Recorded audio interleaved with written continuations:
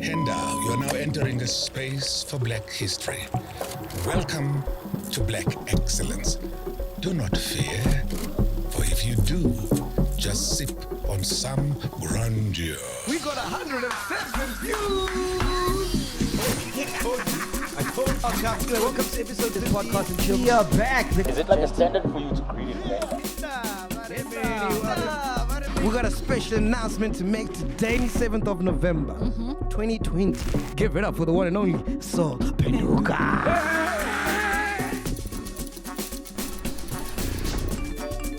So the next milestone, Sol, are you ready for this? We're trying to fill up SUNBET Arena in Pretoria on the 15th of April for our 1 million subscribers event. 1 million? 1 million.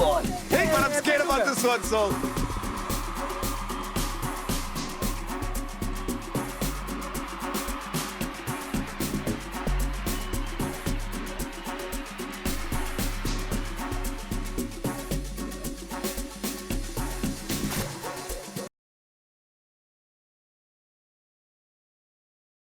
Man, listen, I don't care where you're from in the world. You know, I don't care who's watching this.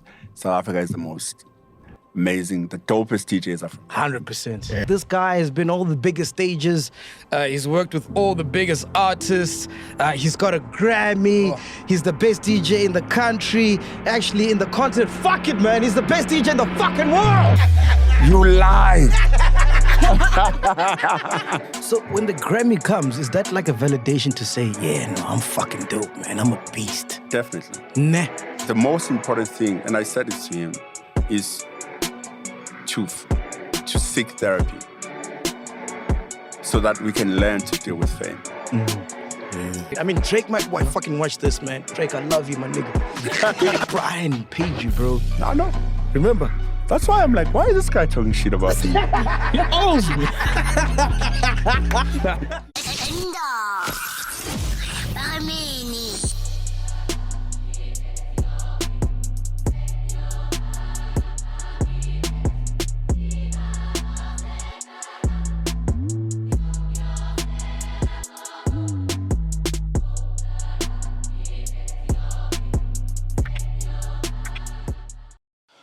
Ladies and gentlemen, welcome to the most anticipated episode in podcast history of all time. Everybody's been waiting for this. Our guest today, man, how do I even say this? So, like, this guy has been all the biggest stages. He's worked with all the biggest artists. He's got a Grammy. He's the best DJ in the country. Actually, in the continent. Fuck it, man. He's the best DJ in the fucking world. Yeah, bro. Ladies and gentlemen, make some noise for DJ Black Coffee. You can't tell me because you want to create beefs, man. Nah, but you are, bro. Yeah, you know your friends. Yeah. You want to create beefs. So I can't say you're the biggest DJ in the country or the world. It doesn't matter. Who's won a Grammy? Zakes. But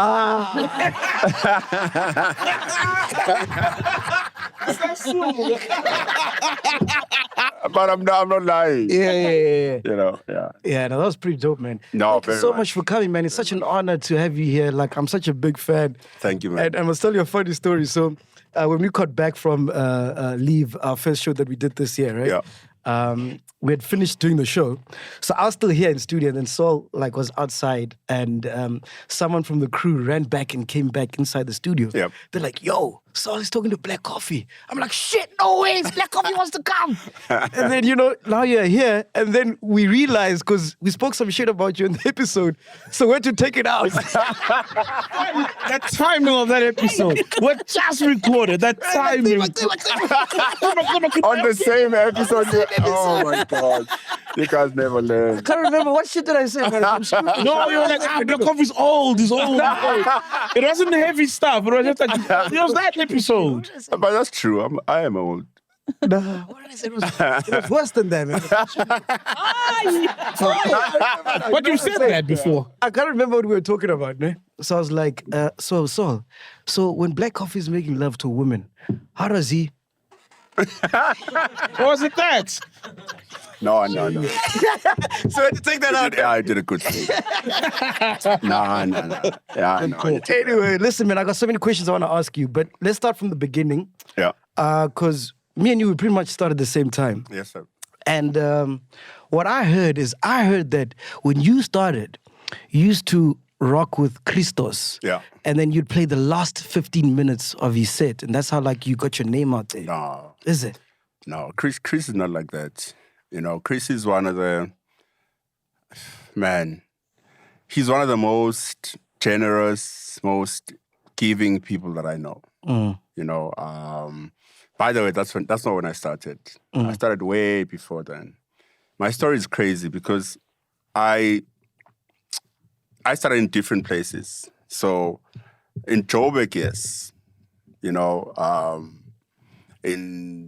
Ibiza, yes. I got an award for Best Newcomer in Ibiza when, I don't know, I had so many awards at home already. Yeah. So my story has been like that, But Chris didn't do that. Didn't give me 15 minutes. He would literally, allow me to play before, and then we do back-to-backs. I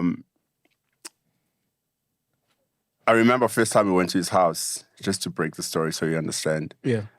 We were all excited. We were still a group, Ishana, and another Greek friend of ours, Christos, wanted to introduce us to Chris. He says, man, you guys need to work with Christos. I hear your sound and I think you guys can work well. And I don't know how he put the whole thing together. We were driving to Christos' house, extremely excited. And at the time, he was living in the East. I don't remember where exactly. Got to this house, and I'm like, wow. Because the DJ thing hasn't been a formalized or structured thing, for a while. So walking into someone's house, you see a band's in the garage. Oh, yeah. Because he's Christos at that time. He's big. You see there's a big band. I'm like, wow. And there's a house with a swimming pool. I'm like, wow. This is the shit I want. Yeah. Basically. We walk into the studio. He has like a wall. He must have like 100,000 records, in his studio. They're against the wall. So we're in awe, so we started like jamming, started doing work together. So we met Lebo Matosa, who was trying to come back into the industry at the time. So we also got involved in the album. Yeah, he did Teka. Yes. At that time, I was doing my production stuff alone, outside the group. And I would give it to him, and he started liking the stuff. It was improving. He started playing some of the stuff. And he was like, you know what? Because I didn't go there as a DJ. We went there as a collective. So he was like, I need to start taking you around, to some of the gigs. And, and what he would do, man, we would be in studio. Back in the day, most music was on vinyl. A vinyl would cost like 100 rands, A-pop. Jeez. Sometimes, depending, 120 A-pop. And Chris would get like a crate of new vinyls. All the shops would give him a crate for him to choose what he wants in his house. And I would watch him, man. He would just take a record, just go, skip, left. Left he takes, go, skip, left. And I'm counting.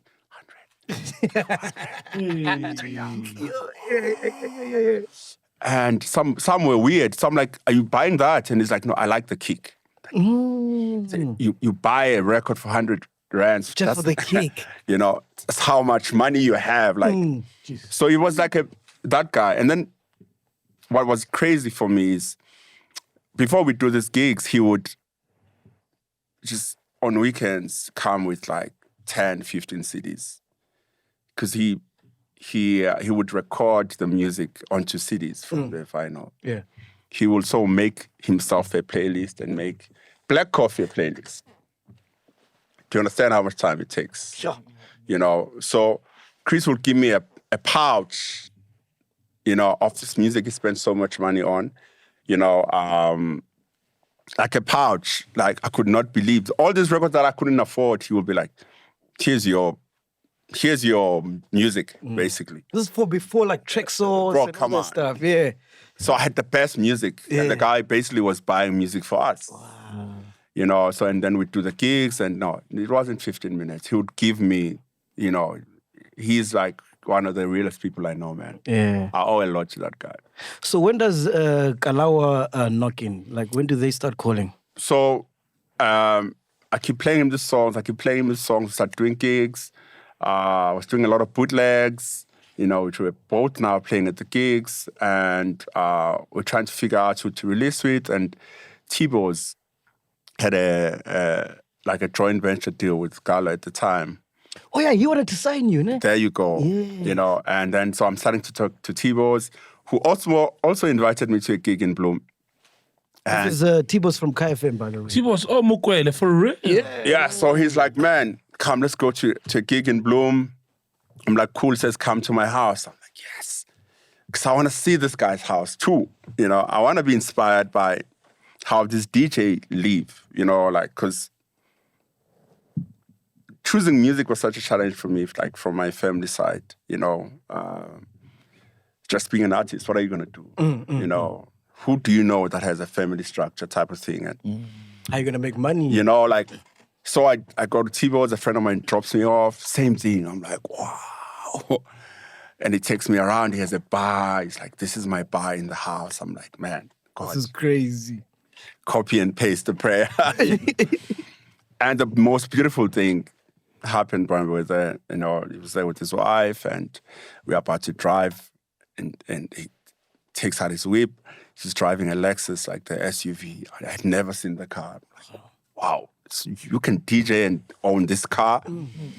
You know, reverses the car. We get into the car. We drive slowly, said bye to his wife. And the wife stands there. She doesn't leave. We drive slowly towards the gate. He looks back. She's just standing. He's like, oh, man, I'm coming back. He gets out. He just goes back just to give her a hug again. I'm like, oh. I want to be a DJ. Yeah. Now I'm sure. Yeah. You know, because this, all my life I've been told, the DJ thing is just like, it's a street thing. You can't do it, you know, like. And this was proof, like you can have a solid life and a family and a structure and, you know, which then I aspired to have a family, which that's a story for another day. Yeah.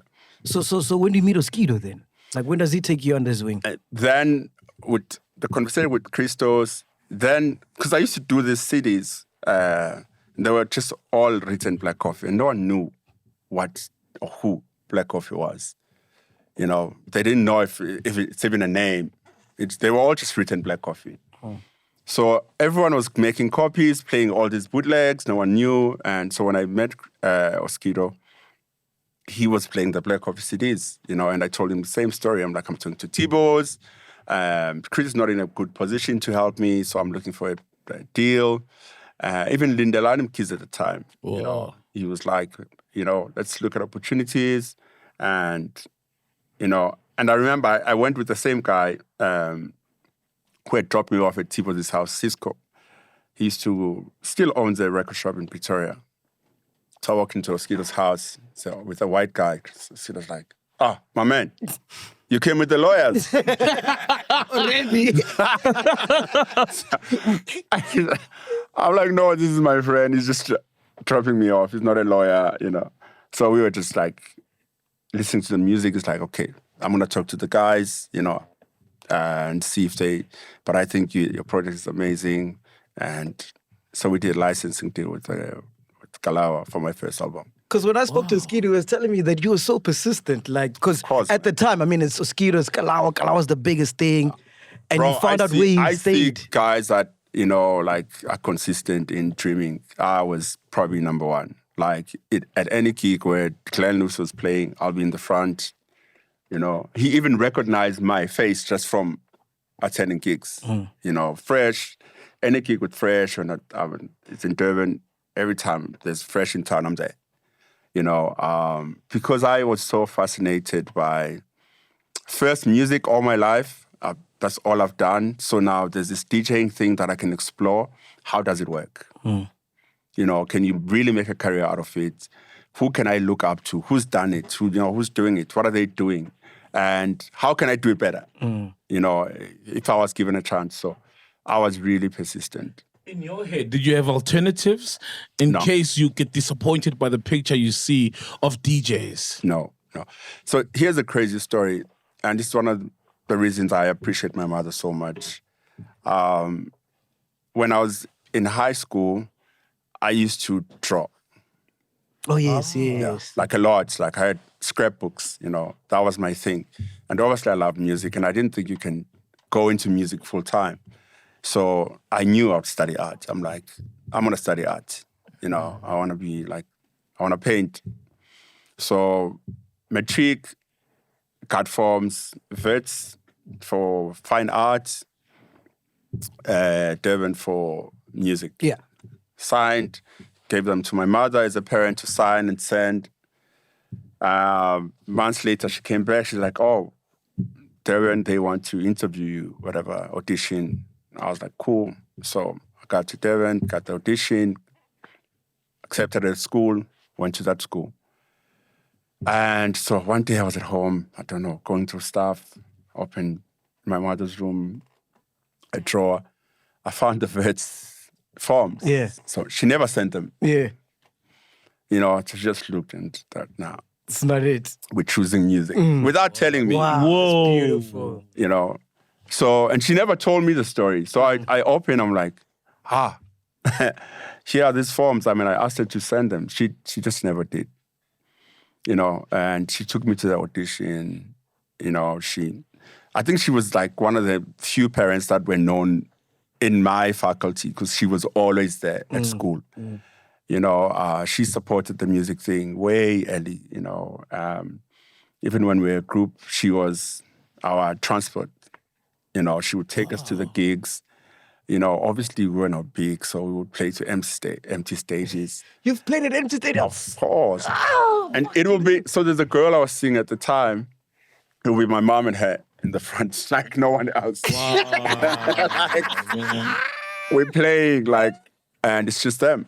Is she the one that gave you the name Black Coffee? Yeah. That's why I can mention, so she was like our support structure. As a group, she took us everywhere, photo shoots, radio interviews. She would literally leave work and come, drive us around, So she really believed in this thing, probably more than I did at the time. When did you realize that you got to make your own music? Because during that time when you were popping,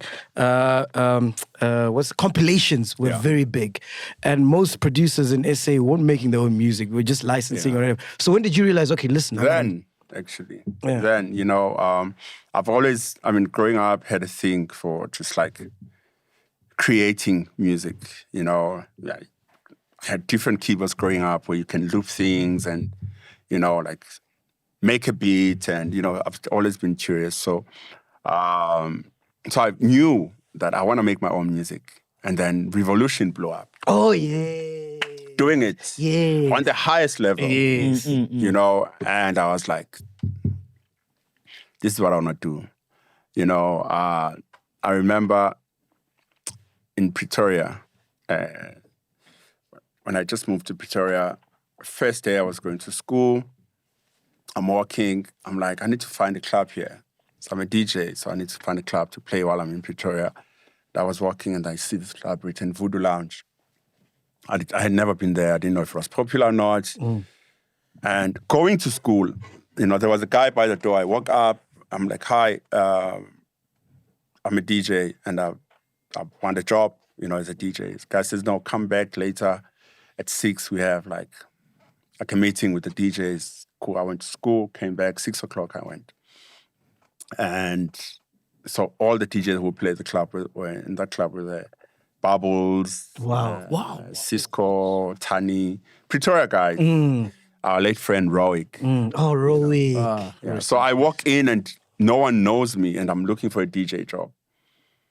Do you understand? Because DJs have DJ friends too. Yes, who they would rather have playing in the club. Yeah. And the guy says, oh, here's the guy who came here. Like, do you know him? Everyone's like, no, we don't know this guy. They're like, okay, go play in the next room. Yeah. But everyone's sitting here. I'm like, but no one's even listening to me. So this is my audition. Yeah. So I used to play 45s at the time. That was my thing. I'm playing and no one. And then I eventually stop. I'm like, but, you know, and I walk back and the guy says, cool, we have the job. Come here every Friday, Saturday. You know, so I'm trying to be friendly with the DJs. I'm like, we're having a conversation, you know, and I talked to Rowick.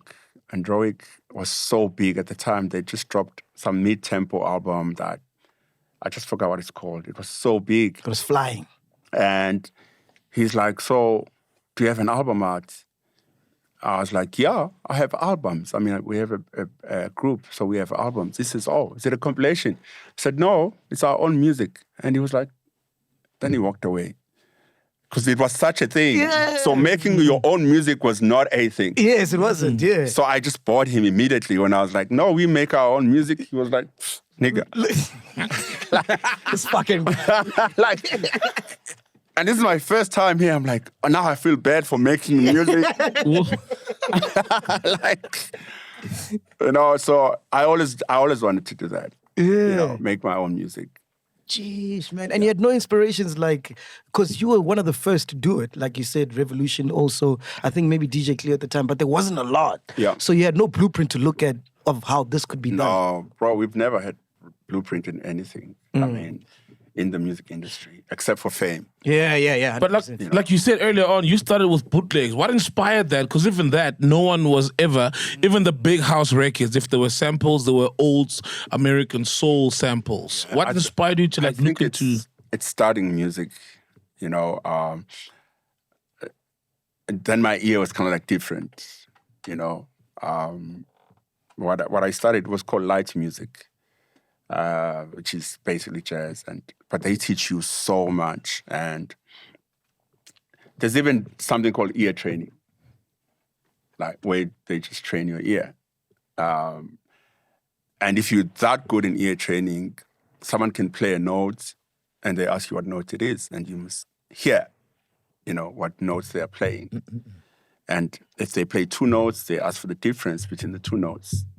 And you must be able to tell that, no, that's a third, that's a fifth. Like, I can hear what you, without singing. In a chord. Yeah, or what chord is it? You know, so I was quite good at that, you know, and I just had a good ear. So I'll hear a song and be like, this could be a great house remix. Wow. You know, I was watching TV once and early hours in the morning, they played Hugh Masegela's Stimela and he was performing it live. This could really be dope. And I took my laptop and I made it an instrumental based on the performance on TV. Like using the same key. That's crazy. So you don't even have the file in the I had computer. nothing. So you're just hearing it, referencing it with the so ear. I had an instrumental of the Stimela song on my first album. Only. Yeah. And I used to play it as an instrumental. And then that's where Oskiro came in. And I told Oskiro, I'm like, I need Brahu, you know, so I can, you know, officially do a remix. But the key was ready, and he was like... And you were Brahu's engineer for a while, no? After that, yes. So Brahu was like, cool. And then I, you know... So I always had an ear. So anything that was being released at the time, I would go in, start working on stuff. And Simpiotana dropped a beautiful album. Yeah. You know, extremely musical. I love that album. I did so many bootlegs. One of them being The Ready. Yeah. You know. Which took off, eh? Yeah. Yes. Yeah, and our late friend DJ Monde unofficially put on radio. Yeah. And people were loving it. Then the next thing I get a call from Gallo. You need to come for a meeting. And I went, and not with my lawyer-looking friends. Cisco, Yeah, I was alone and I was called into this boardroom and it was all the execs. And they were there basically to intimidate me. Yeah. Like, who are you? You know, why is this song on radio? Who gave you permission? How much money have you made off this song? Do you know the music business at this time, or you just... Bro, I just love music. So you don't even know, like, the deals? I know nothing. That's why I'm saying there's no blueprint. Yeah. You know, we all have different information of how things work, even today. So what was your first deal like? Licensing. There I was very, because of my background with Ishana, we had been signed to a label, and it was an international label. Oh, wow. Our first recording deal. We were a music student who got a recording deal. We were, while we We're studying. studying with a recording deal, you know, from London. Wow. You know, and when that didn't work out, we went to the guy, Robert Trans, who had signed us, and he said, we would like to be released from the contract and start our own thing. And he gave us, you know, his blessings. And so I knew that signing to a label is not a thing. You know, I wanted to own my masters early in the day. So the first album with Kalawa was the licensing deal. Yeah. You had everything done. Yeah, so, and all my other albums. So from the beginning, that was sorted, you know.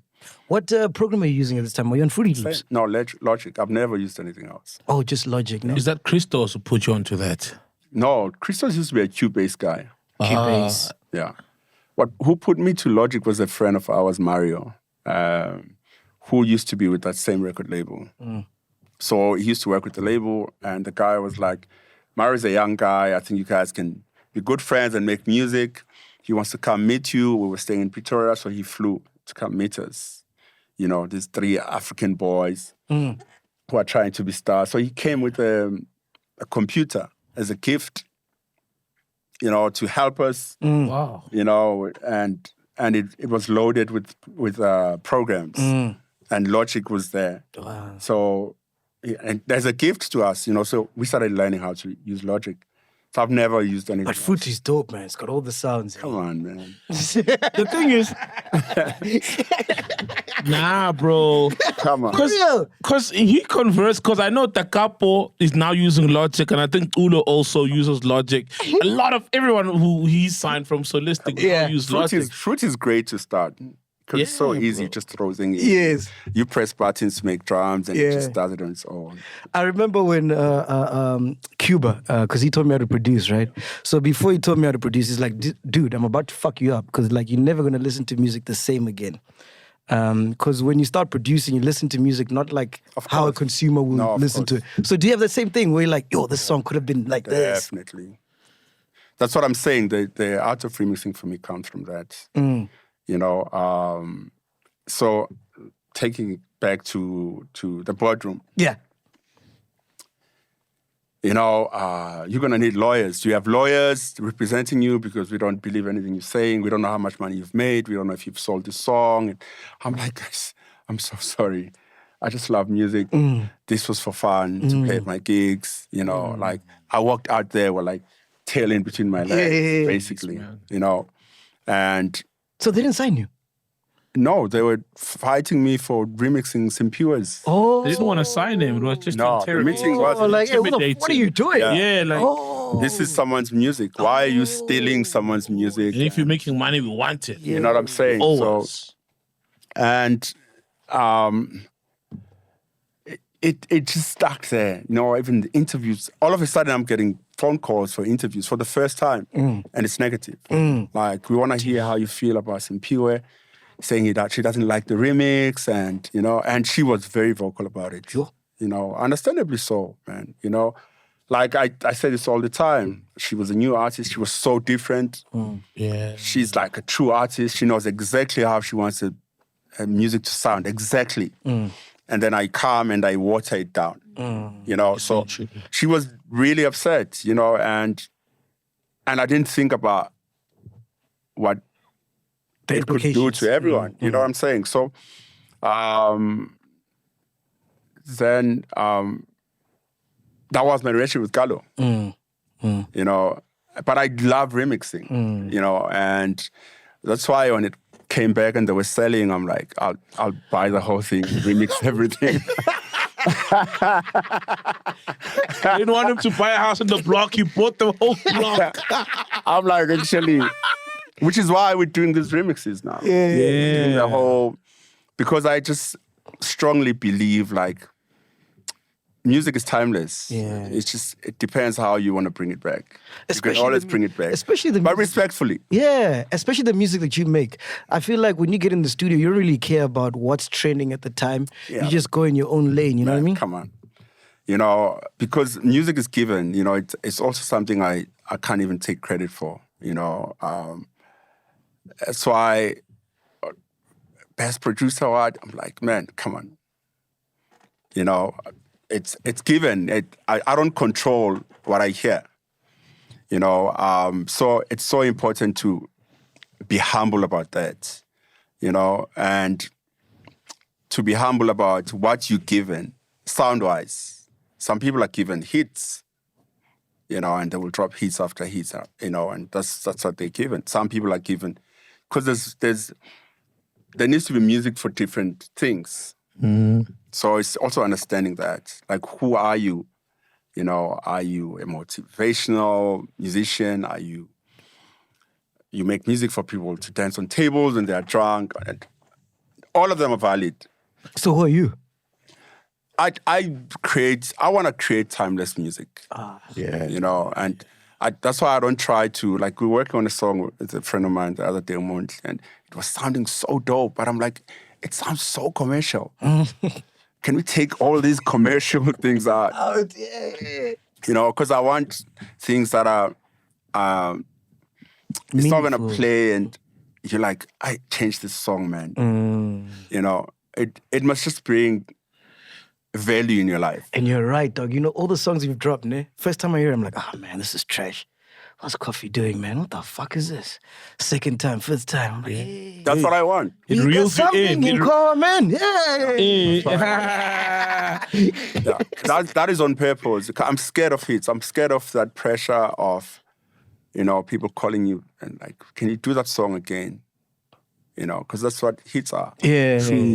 Yeah, You always chase it. they kept, do another Jerusalem. Yay! Hey, yay! You understand? Yeah, yeah. So it's not a space I want to find God will myself, come you know? down. Then you find yourself in Bethlehem. Hey, go nyama Jerusalem. Hey. You know, we're talking to Msaki the other time, and What a she beautiful said, interview, man. Oh, thank you. she mentioned about what you taught her, which is find the soul of the song. What does that mean? I can't explain it. Like I was saying now, like I can't explain my gift in that, because it's not really my process. My job is to sit in the room and just keep trying. You know, we were working in studio yesterday with Nduduzo and Monji. And short. And so we're working, and Monji brings his laptop. He's like, okay, we're going to work on this song. You are Black Coffee now. Jeez. You Pressure. know? So I must Black Coffee, you know, a song, you know. And that's the thing. Black Coffee in a song is, for me, it's sitting with it so much that I listen to what the song is trying to say. You know, Would you say you're anal about your music? Because she mentioned that you sent the song that you guys did with I am. Msaki 32 times. no, I- Yeah, very pedantic yeah, and I am. detailed. And you can find that the 32nd version, which is the final one, is not even as nice as the first. Yeah. But that's the one I want. You know, I like calmness. I like being in a space, an environment I can control. You know, I don't just like dive into things that are, in the end, I'll be like, damn, I'm in this wave, and how do I get out? Because people want the hottest songs from me. That's why I'm very clear when producers come, singers globally, guys come, and they like, we want this type of song, and I'm like, I can't do it. no. Who have you enjoyed No. working with? Because, I mean, if I'm an artist and you're sending the song 32 times, eventually I'll be like, "Ay, come on, dog. No, because I send that 32 times to an artist, you know, who's like Msagi, who's also the same. Yeah. But who have you enjoyed working with? Because you've worked with so many people, man. Oh, man, everyone. But you know what would stand out for me right now is the David Guetta experience. Wow. Because he's such a big artist, and you would just assume that he doesn't even make his own music. Yes. type of thing, That's what I you assumed know. as well. Yeah. So he was in studio We were in studio. We booked a studio in LA. because it's got a coffee sound. That song. Well, I had to make sure. Yeah. But we were in studio in LA and we didn't know what we were going to do. We had songwriters there. We had other producers. There's these two guys called Stargate who are like the gods of this production thing. And we're all in the room. And David had a sound, just like, sounds like a xylophone. It's on the song. It's the first sound that comes as an intro of that song. He's like, this is the song. And it's just like a single, like for xylophone, coo, coo, coo, coo, coo. That sound. And I'm like, wow. So we must create everything around it, there. Just that one you know. song. So we have a key already now. And then we went back and forth, you know, the process. And the songwriter who was in studio is also a good singer, but she's not an artist. She's a songwriter. Something that, you know, I feel like we need in this country. We have so many singers, but not enough songwriters, you know. She's just a songwriter, but she has a good voice. And so she sang and it sounded cool. But she sounded a little bit more David. You know, like a little bit more mainstream.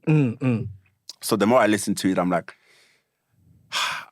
this is going to get me into trouble. How she sings the song. Can we find another singer? Oh, okay. And so that was the battle now between me and him. We were looking for different singers. And eventually we got Delilah. Beautiful. You know, and we even had London Grammar singing. That's, London Grammar. Wow. you know, and as she said, she was like, listen to it, but I'm also not feeling it. Wow. You know, and it didn't sound the way. So Delilah just sat on it perfectly. And I was so happy. And I sent David a WhatsApp with the link. I'm like, and he comes back. He's like, I am falling asleep. That was it was the funniest thing. And that song is beautiful, man. He Shout was out like, that song, man. I am falling asleep. Don't leave me hanging. Groeties.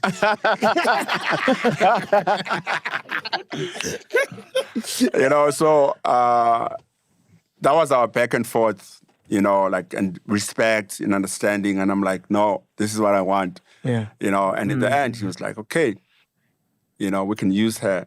But in his DJ edits, when he plays the song, he plays the version with the other singer. Oh, wow. Oh, for real? Yeah. Jeez, that's crazy, man. Yeah. Have you done other features that we might not know, like that never saw the day of light? I've done stuff. I worked a lot with Kelly Rowland. We've got songs that we haven't released.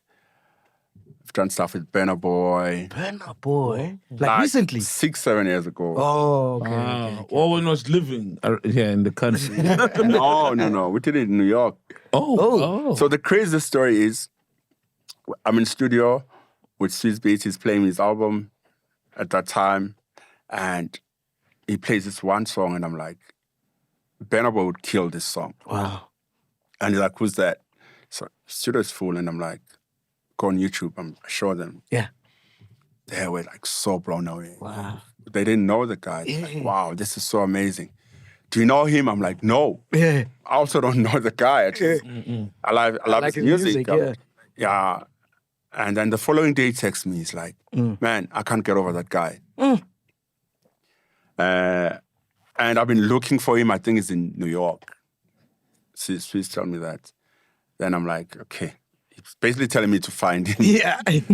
So I text Dalez. I'm like, you know, and Dalez, I mean, I'm cool, but we're not friends like that. I'm sure he was also like, whoa. Hey, Nazi, hey. You know, so I'm like, man, looking for Burna Boy's thing, and he sends me, and I call him, and he picks up, and I'm like, and he was so happy, you know.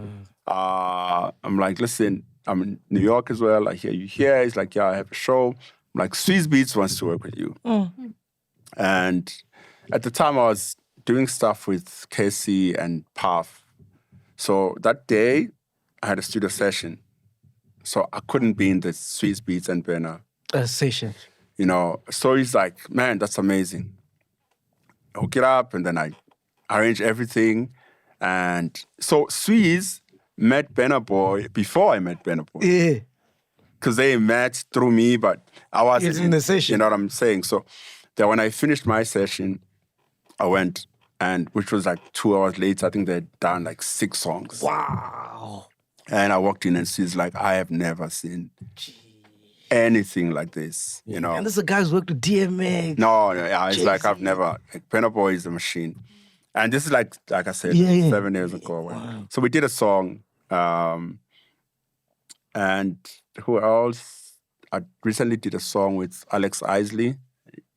I know for sure you won't know. No, we don't. There you Isley go. Brothers. Yeah. From the Isley Brothers. Yeah, she's the daughter of, Oh, You know, whoa, you know. now. at least, yeah. At least Some soul. relatives. I got some relatives. At least, yeah. Some soul from soul. Yeah, she's brilliant, you know.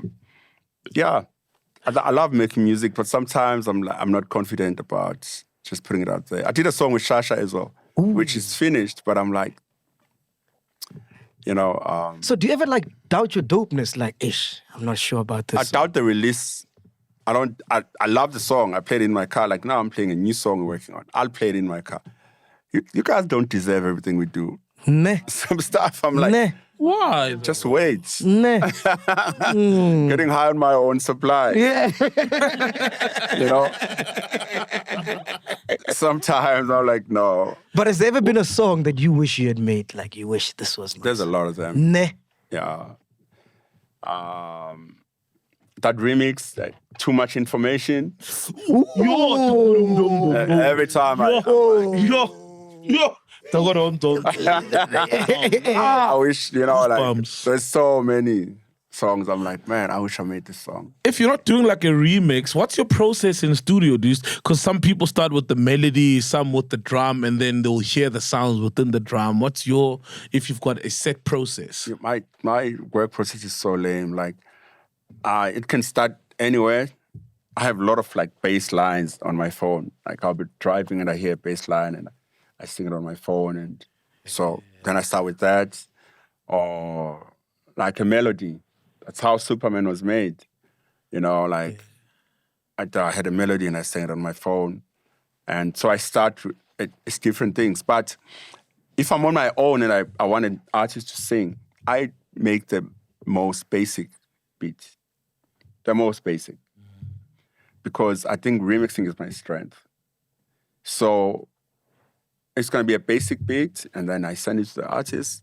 Then when it comes back with the vocals. Then it's a remix. I don't know if I'm making sense. No, I get it 100%. So that's where then I kind of like change that into, you know, something stronger.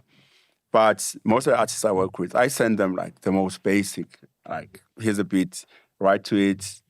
And even Elaine, we're doing a song. I did the same. Like, we did some studio time in LA, like, for some time, you know.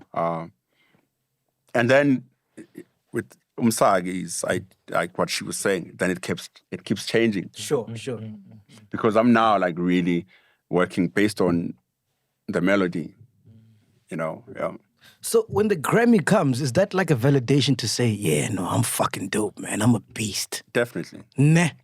You know, and at first you're like, these awards, this, that. You know, for me, it was such an important thing because from an early age, I had an ambition to go global. And I didn't mince my words about it. You know, I did not. I knew, you know, I often tell stories where I used to imagine myself. Back then, living in the Eastern Cape, Michael Jackson is on tour and Yeah. he comes to Mthatha. Yeah. Come to my grandmother's house because we're friends. You know, you know, like, Yeah. as a kid, like, so I've always wanted to be in that space, you know, where the global superstars are like in close proximity and we're working, you know. And you did that with Usher, yeah?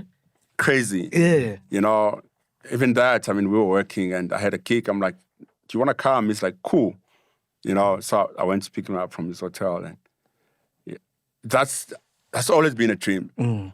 You know, even with my future plans now, the things that I'm doing with my property portfolio, the stuff that I'm trying to do, I think global. You know, so I was always clear about going all the way. Yeah. You know. Yeah. Please break down the Grammy situation, man. How do you win a Grammy? Like, how does that process work? Yes. So then with my DJing career, you know, going that far, I'm like, okay, I need to get my production work that far too. On that level? Yes. Okay. And at first I won BET, you know, which was amazing. And I was staying in LA at the time, looking forward to it. You know, got the drip on. I'm like, probably gonna sit in the same row as Beyoncé. Who knows? Yes. You know, we go there. Or we got told, okay, you come on Friday. Oh. You know, the African category is on Friday. Eish.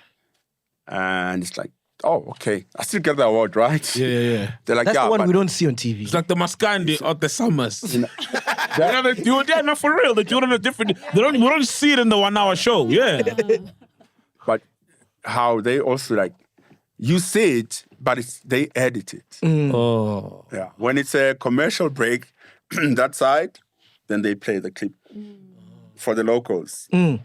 Where, you know, oh, did you see Beyoncé clapping for Black Coffee? But she wasn't there because we were there on Friday. Oh. Wait, what do you mean? That's what I'm saying. So you went up and they showed a cutaway of Beyonce clapping to you? No. I'm saying because the show is happening on Saturday, the main TV show, they will edit the Friday beat into the Saturday beat. Oh, so she wasn't. Oh, shit. So you have an award, but then they put a category where you're competing with Puza Kemis. Yeah. You know, like a local artist. But, you know, you're trying to go global, you know, and play in the same space with everyone. Because I believe in myself that much, like in terms of like knowing that I have what it takes to be colleagues with these people musically, you know. And so it was nice, but then I'm like, okay, I need to work on getting nominated for a real global category where I compete with my peers, you know. For instance... Because both David Guetta are in the main category. That's what I'm saying. Yeah. You know, even not... I mean, David Guetta is French. Yeah. So French, the English, the Sam Smiths are not from America, but they're not given a... UK, 100%. You know what I'm saying? So for me, it was such a big thing because I wanted to play on a global space with the people that I work with. Like I was nominated against Diplo, who was featured on my album. 100%. You know? So I was very intentional about the creation, you know, and I understood if I was to insect a wololo or an African chant there, they will immediately move to African. You know, so that's why it was so big for me because I planned how it should sound from the beginning and to make sure that at first it gets into the door. So the nomination was a win already because I'm like, okay, best dance album. I mean, this is what Beyoncé won the other day. Yeah. Thank God I was nominated the year before because... Yeah. You you know, so the nomination was like a big thing. And then now to win a Grammy, having expressed how I felt about these categories and how they played, you know, was like a validation of... And is there any way, you know, like we've seen with awards, especially here in SA, where people buy awards, does that happen that side? Because with Zakes, a lot of people are saying that Burna Boy last. How could he have won that? You know what I mean? There's committees, you know. I'm actually, they asked me if I want to be I am one of the voting people. Oh, wow. But I don't have I didn't do it. Yeah. But I'm there. Yeah. So there's committees, and so there's a big committee that votes. Yeah. You know, so based on whatever they feel. So there's no brown envelopes. I don't think so. Nah. It's a Grammy. You know, it's also just about being at the right time, at the right place at the right time, I think. Did it change your life winning a Grammy? Not yet. And by that, I mean, I haven't pursued, working with artists that value the Grammy that much, that they'll be like, oh, he's a Grammy-winning artist. Okay, come. Let's rock, yeah. And that's how it would. Yes. Otherwise, I'm being honest. Like, I'm really being honest. That Grammy is in my bedroom, on the box, in the corner. No way. I'm being honest. And not because I don't value it. Yeah. It's just, Also because of where my life is, and I'm in between places, I'm going to move. And I'm just saying, it hasn't been like, let's put it, it's still in the box. The Grammy does nothing for you. Like, it doesn't open doors. She speaks. Welcome to the conversation. Don't be crying.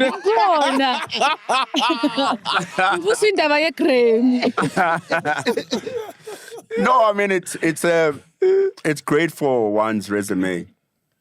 It's great for opening conversation.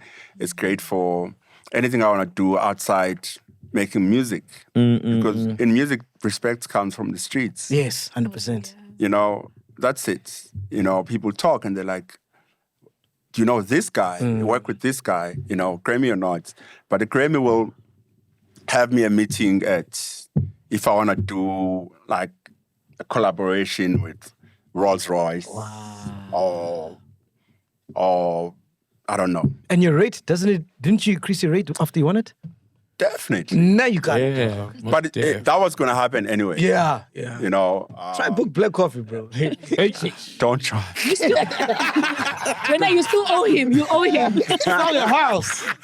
Then he can talk. Let's talk about the DJing, right? Yeah. Tell me about your journey, your roadmap to getting into Ibiza, that side, right? Yeah. Because when I was speaking to Askita, you told me that you used to frequent a lot to the music conferences that they did. Yeah. And one day Frank Roger came, who's from France, and you met up with these managers like, yo, please book me at that side. Yeah. And you did a couple of years in France where you weren't getting paid or little to nothing. Yeah. And you were working hard, but eventually, That's basically it. And the Frank Roger and Lionel story actually happened here. Because Oskido, Fresh, Glenn Lewis, I think at the time, Vinny, I think Greg, they used to do that South African music conference. Yes. Oh, yeah. And they would bring guests, So Lionel was there as he was going to talk on engineering. He was an engineer at the time. And Frank was going to talk about production. And so obviously with the local producers, we give them demos. And so Lionel liked the music I'd sent him, it was so weird for me because the second song that he released was the Victor Ndoni song, which is the full Xhosa, because my idea back then was like, these people, you have to sing in a language, they understand and, that makes you appeal and they can hear what you're saying. So, he chose, even though a remix I did, to release and Teta, which is so after releasing that song and whatever I did, he was like, he used to manage a club called Dijon. We want to book you here. And I think it was just to see. Okay. Like as a DJ, you stood no chance. South Africa is, man, listen, I don't care where you're from in the world. I don't care who's watching this. South Africa is the most amazing, the dopest DJs are from 100%. Yeah. 100%. Well, I'm not talking about the ones that, I've been seeing a lot of videos of guys doing effects and like, I'm just saying like understanding what to play, when to play it, how to play it, it's like we all went to like a DJ university here. What do you think about influencers becoming DJs now? I don't care. You don't care? I don't. The more the merrier. You know, Even though I don't care. Or pre-mixes. Listen, music is something that we can't hog, you know, and hold high to purists. You know, so if you're saying Bajalamash, then you're becoming a purist because you are telling them what they should do with music. Do you understand what I mean? It's like talking down on an EDM song and say, "Oh, that music is shit." Yeah, it's too loud.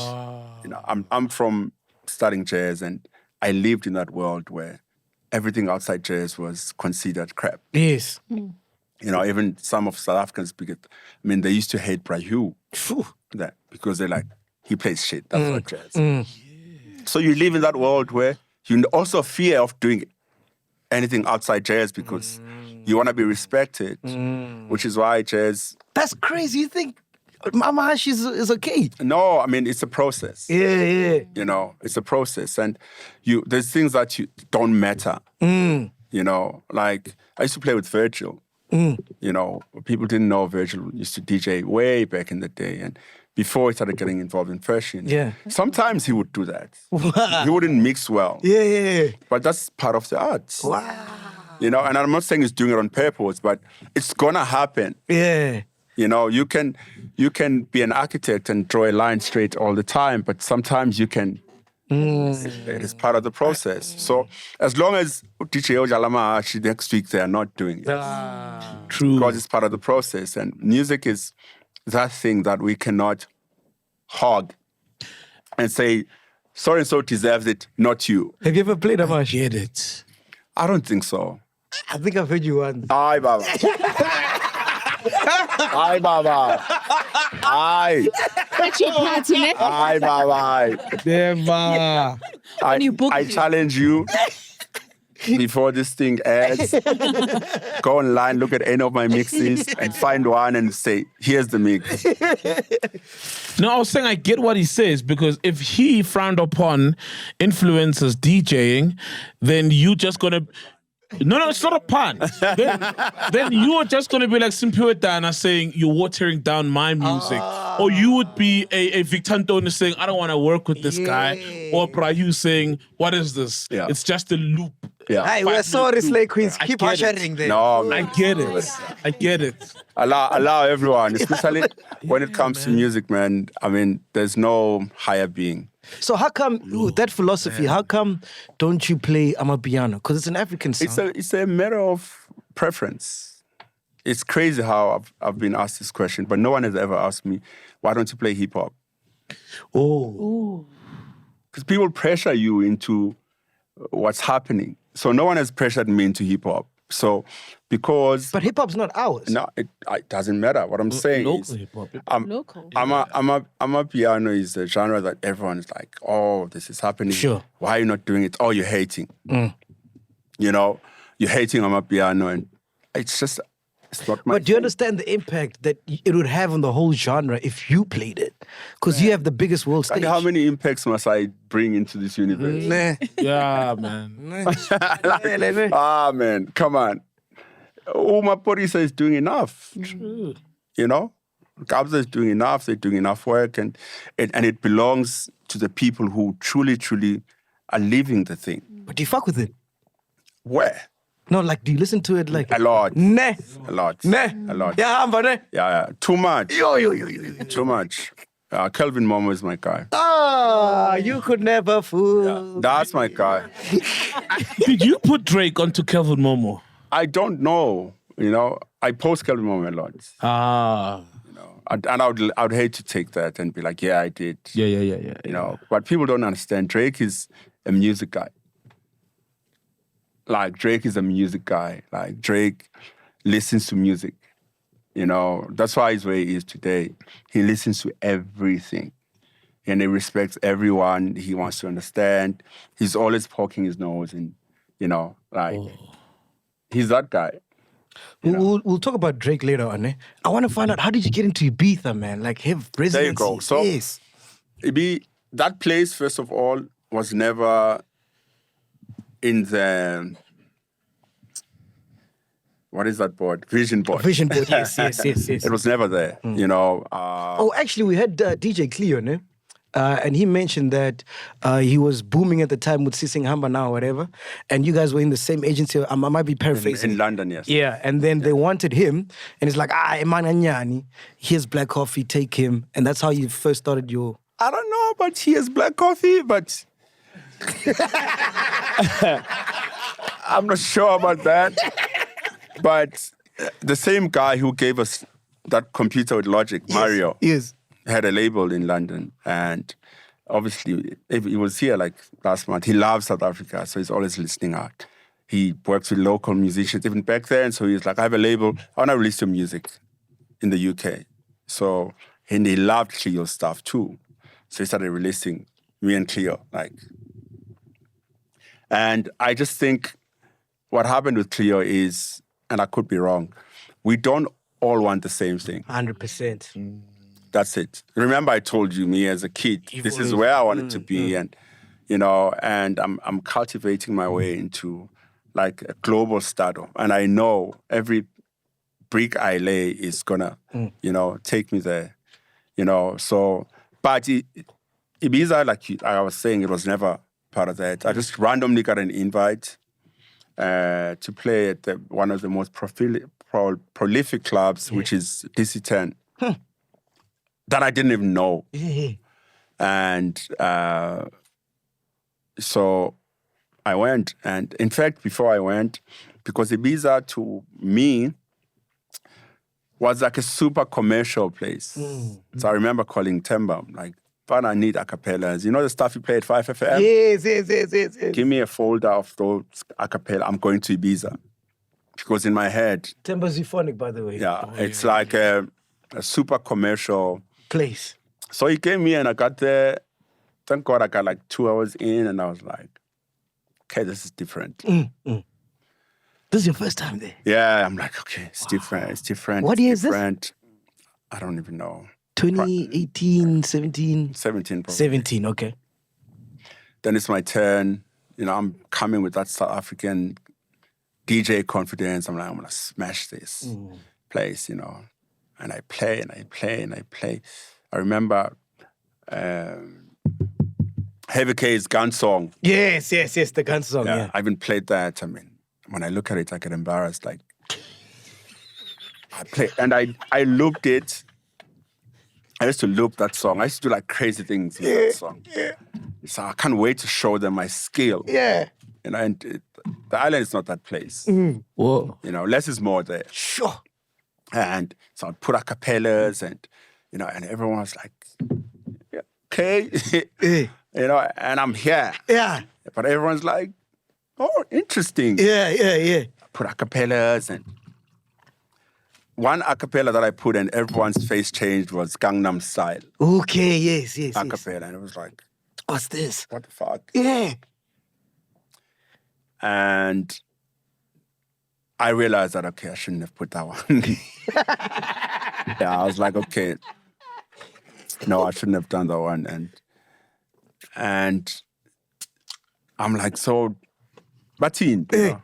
He's like, they're not sure, you know.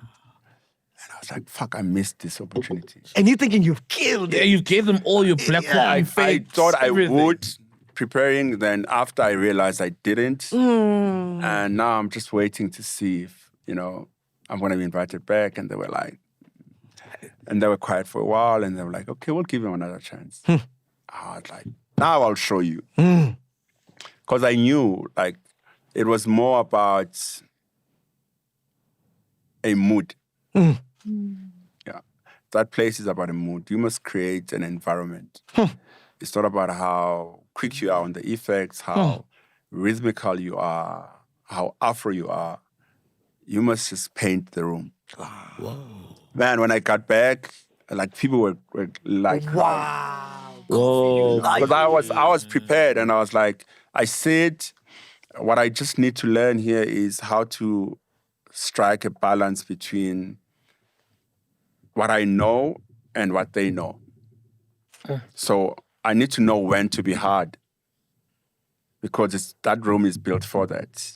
It's a hard room. So if I'm too mellow, then I belong in the sunset beach bars. Oh yes, with And that's not where I want to end up. And at that time, there's no one from SA killing it in that space. No, No, there's no one.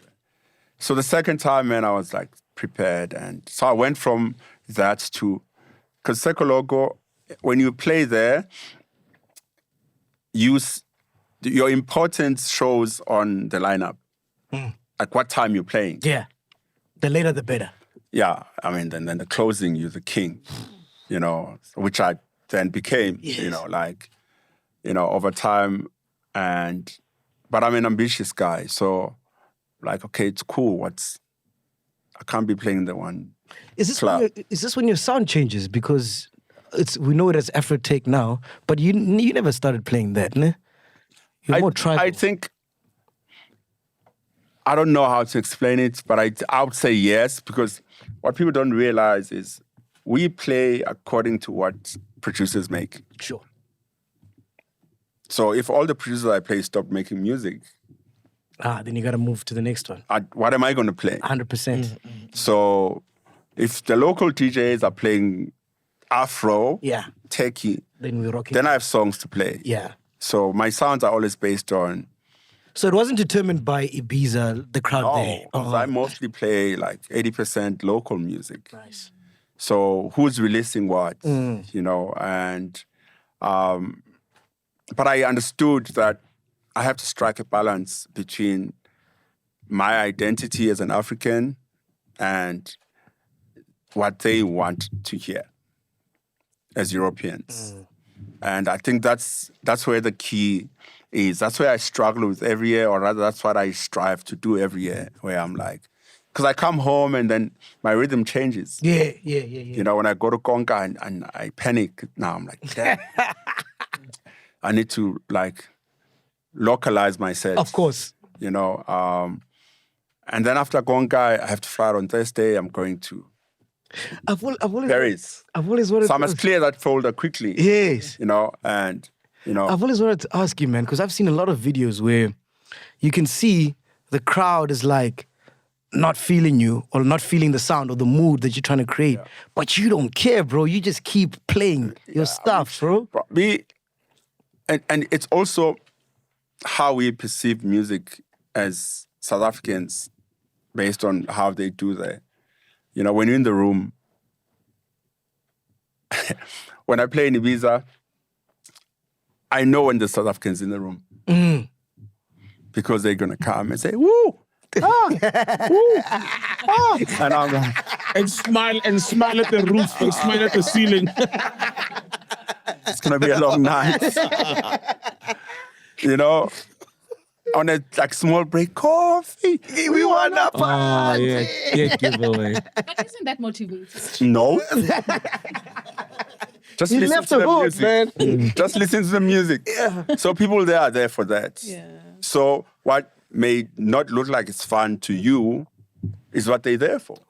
Because us, we Soulistic. Yeah. People like really, they dance here. There they dance here. So they may look like they're just moving, but that's what they're there to do. So it's not tough for you to play for a crowd like Cotton Fest with young kids who love piano, and then here you come with your twang. I played, and with the what? Twang, twang. Twang,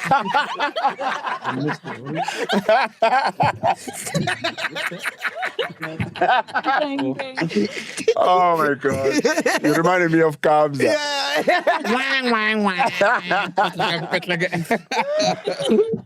No, it's not. Because music is such a universal thing. You just need to know how to do it. Yeah. In between. Because the key is to play what you love. Yeah. That's it. Yeah. So there's a group, a WhatsApp group. I don't know who created it. But it's like African DJs. Sure. And they put me on, and I almost exited the group. I'm like, actually, let me stay. Yeah. And so there's conversation. It's such a cool group, actually. And one guy was like, so they offer you $50,000 at this gig to play this playlist, and he mentions all these like radio songs. Sure. What do you do? You know, and I'm watching the responses, and you know, and my response to them was, I had two. Like one, I couldn't say because it was going to sound bad. Because I was going to say I wouldn't take 50,000. Number one, but I didn't want to say. So I went for number two, and I said to them, I play what's on my memory stick. So it doesn't matter where you put me. I want to play what's on my memory stick. Coffee, I find that so hard, bro. I'm sorry, man. When I'm playing, I apologize. When I'm playing and the crowd is not moving, hey, man, I start panicking, bro. I'm sorry. Like I whipped out that M7's way too. Oh my God. Hey, bro. Like, just do something. Because it's very difficult because you're booked and you want people you're booked for to move sales at the bar or whatever. So how do you then strike? And I've seen Christos also does this. You'll get it at one and you'll just play what he likes. Aren't you there to play Usually in for? a cappella. Chris, it's usually in a cappella. You need to figure out a way. And but what's your job? You know, because there's DJs that I find also boring, and I'm like, man, the entire set, you were just into yourself, and your taste of music is not nice, basically. Because there needs to be a balance, you know. Yeah. It's your taste of music, but for who? It's your taste, but for who? It can't be your taste alone. In the room. That's what I'm saying. So if I believe my taste of music is going to work at Cotton First, because it's Cotton First, I'm going to make it work. I get it. I'm going to start with the song I plan to start with. And I'm going to wait for the part that I know would, you know, get to where I want it to go. And I'm going to play the next song, and I'm going to play the next song. Because eventually that becomes your brand. Yes. I commend you for that. Since I've met you, you've always stuck to your guns. It becomes your brand, and people know, like, you know, even in Europe, I get into rooms and, you know, I'm the only darky there, and I build it up, and deep inside, I'm like, just wait. Yeah. I'm coming. Just wait. And that's how it is. Yeah. You know, and then, because then it becomes not he played that song, it becomes the entire set. Yeah. Like, wow, you know, what you did there. And I said paint, you know, because, it's you walk in, you have 2 hours to create Magic. a mood. Yeah. You know, and you can choose where you want to go. How different are the SA events from the European ones, like Coachella, Tomorrowland? In what way? Ne? I just feel like we're lazy, man, because we have everything. You know, to a point where if you go to a gig in Mozambique, you'll find the best technical rider. Or you go to Angola, you know, like countries that I think we are above. Yes. You know, there's no culture here. Saul can decide to open a Chisanyama, then he becomes the promoter, because then he's going to book the DJs. And he's going to book them based on who's going to sell the most tickets. And you become the DJ as well. You don't know Sol. No, true, but he's right. And then you have figure out number 350. Yeah, because it's not about the culture. Yeah. You know, in Europe, we work with promoters, and every now and then we change them. So in Italy, there's a guy. Like in Italy, there's a guy we're changing that I've been working with.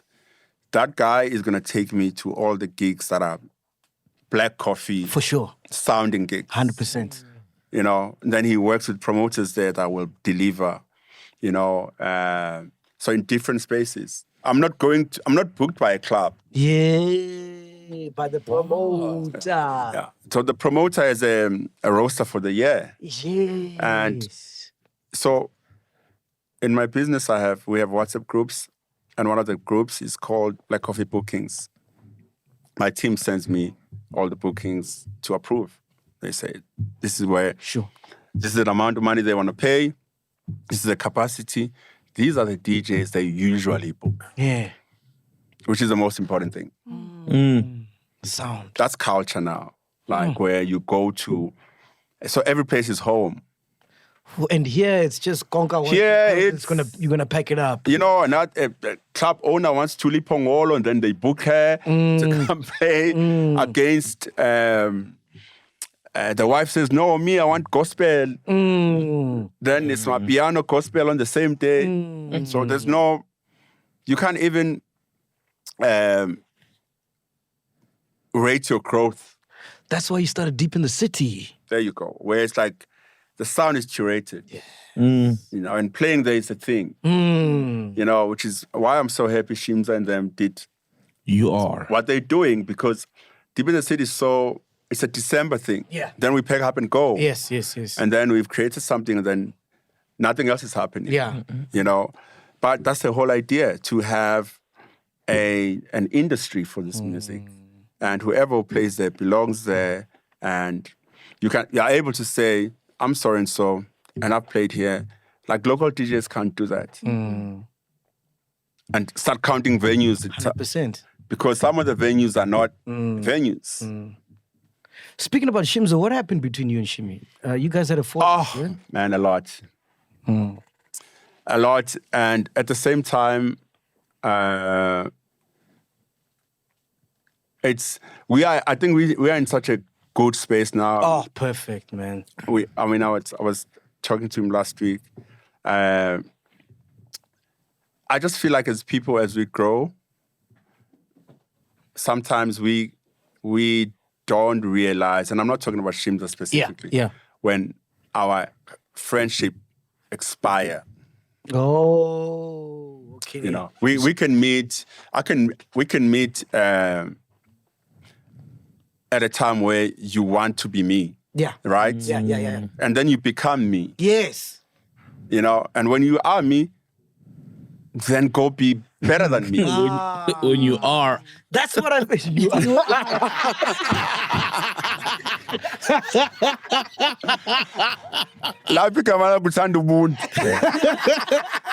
The most violence. You're right, because that's the way I felt. I felt like he was a mini you. No, I'm just saying, like with people, you need to understand when the friendship has served its purpose.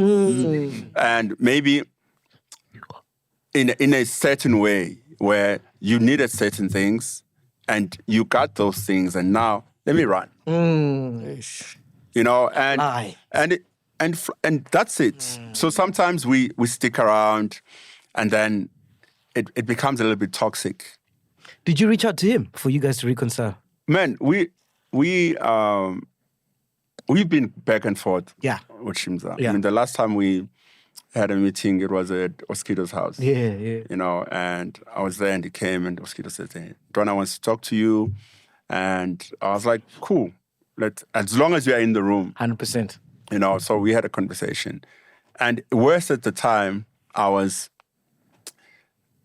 going through a lot of stuff that, you know, was helping me grow. You know, and I said to him, I just think, and this applies to you. Yeah.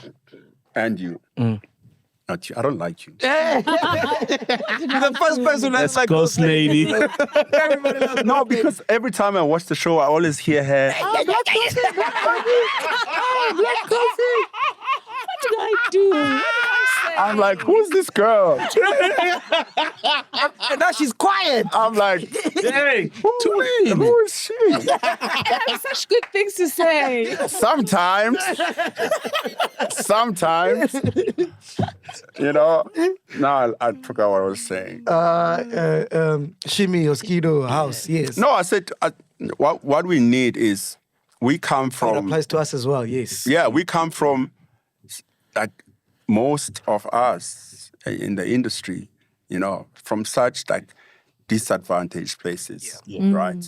And we work, you know, we start making a bit of money and we get exposed to different things. And with that comes power, and power brings a lot of things. Ego. A lot, you know. The most important thing, and I said it to him, is to seek therapy so that we can learn to deal with fame. Yeah. Because fame is such a disease. Oh, it's the biggest drug. It's a drug. Biggest. Yeah, it's such a disease, and I struggle with fame so much still. Join the club. Join the No, club. I struggle, man. I'm worse than you, Yeah. and I'm not even that famous. Yeah, I struggle like a lot. Where to draw the line. Yeah. Where do you be nutty? Where you Yeah, drink coffee? it's because being black coffee works most of the time. 100%. There's a lot of perks, like when I eat in the most prestigious restaurant and I call as Natty, they're like, oh, sorry, Natty, we don't have tables. And then I call again I get someone to call as, hi, I'm Black Coffee's assistant. He's looking for a table. And it's not just restaurants, even women. If you want to eat, call us. Hey. When you call us nutty, hey, man, no. I don't know how we got there, but... So the most important thing is to learn how to deal with fame, and abundance, because all of a sudden, you are a groot man to your groot mans at home. You are a father to your mother, all of a sudden. Yeah. And that changes power so much that even when you're outside, you're going to behave a certain way. 100%. All of a sudden when you're not home, your uncles can have a meeting without you because you are the breadwinner. Yeah. But you're probably 16, you don't even know how to make these decisions, but everyone waits for you to speak. So There's no rule book for fame. There's nothing. Yeah, it's crazy. That's what I said to Shimza, like given our fallouts, and it's so many different like small things and I realized that what we are struggling with is fame and just learning how to respect boundaries amongst each other and how to coexist nicely without, if I do something, then you feel like, I also want to do the same thing, Would you say the same? Would you say the same thing about Zakes? Exactly the same. And I had a sit down with Zakes about 3 weeks ago. Oh. And we spoke about the same thing. And he said one of the most profound things, about our fallout. He says, we are not the people we were when we had a fallout. Oh. Yeah. True. We've grown. True. We now want different things. And, whatever that was a problem then is not a problem now. So, and I took that and I was like, that is so powerful. That's so real. And so, what I do is I am a sucker for pleasing people, something I'm working on.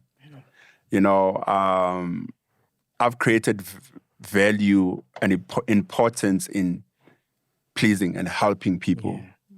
And so half the time I struggle with communicating things. So if we're sitting in this room and Sol is sitting there, maybe the aircon is high and I feel like Sol should be cold. I'm like, Sol.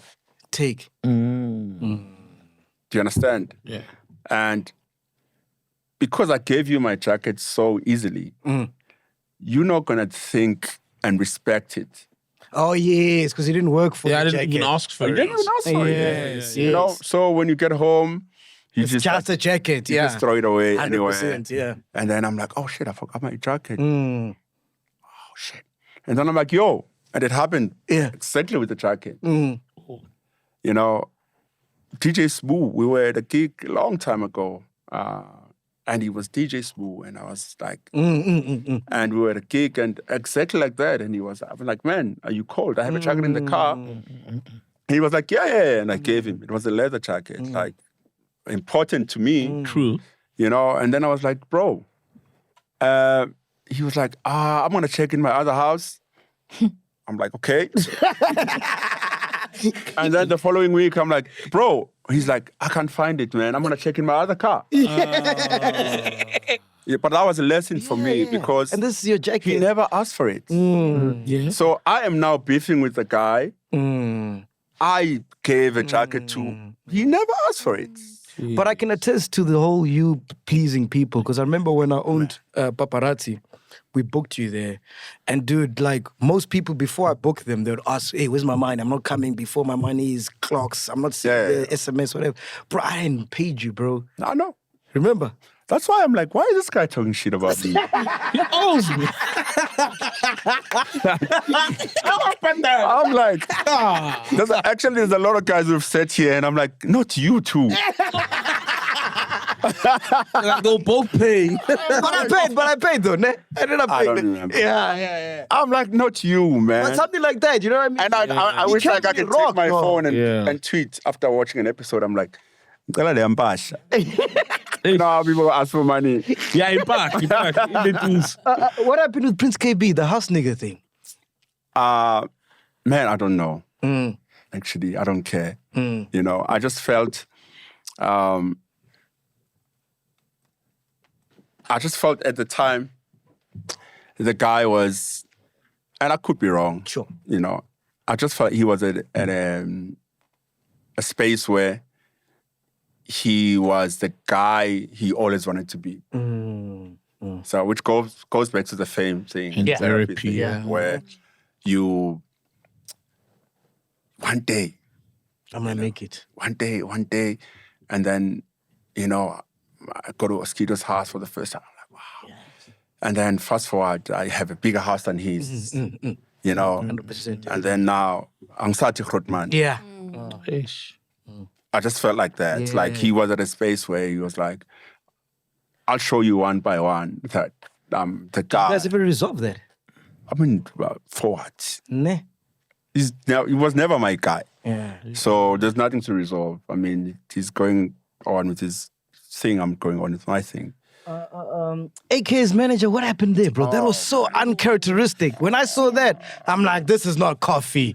No way. Know him. No way, bro. That's Nati's always chill, dog. Nati's an introvert. I mean, if you can, there's a video I posted this past from Cotton Fest. If you watch that video, we meet.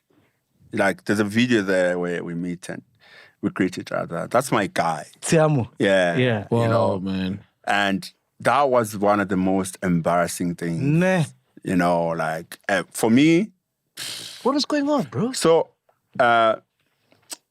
there's always been this thing back then with AKA and, you know, so we in Bulugwane at a gig.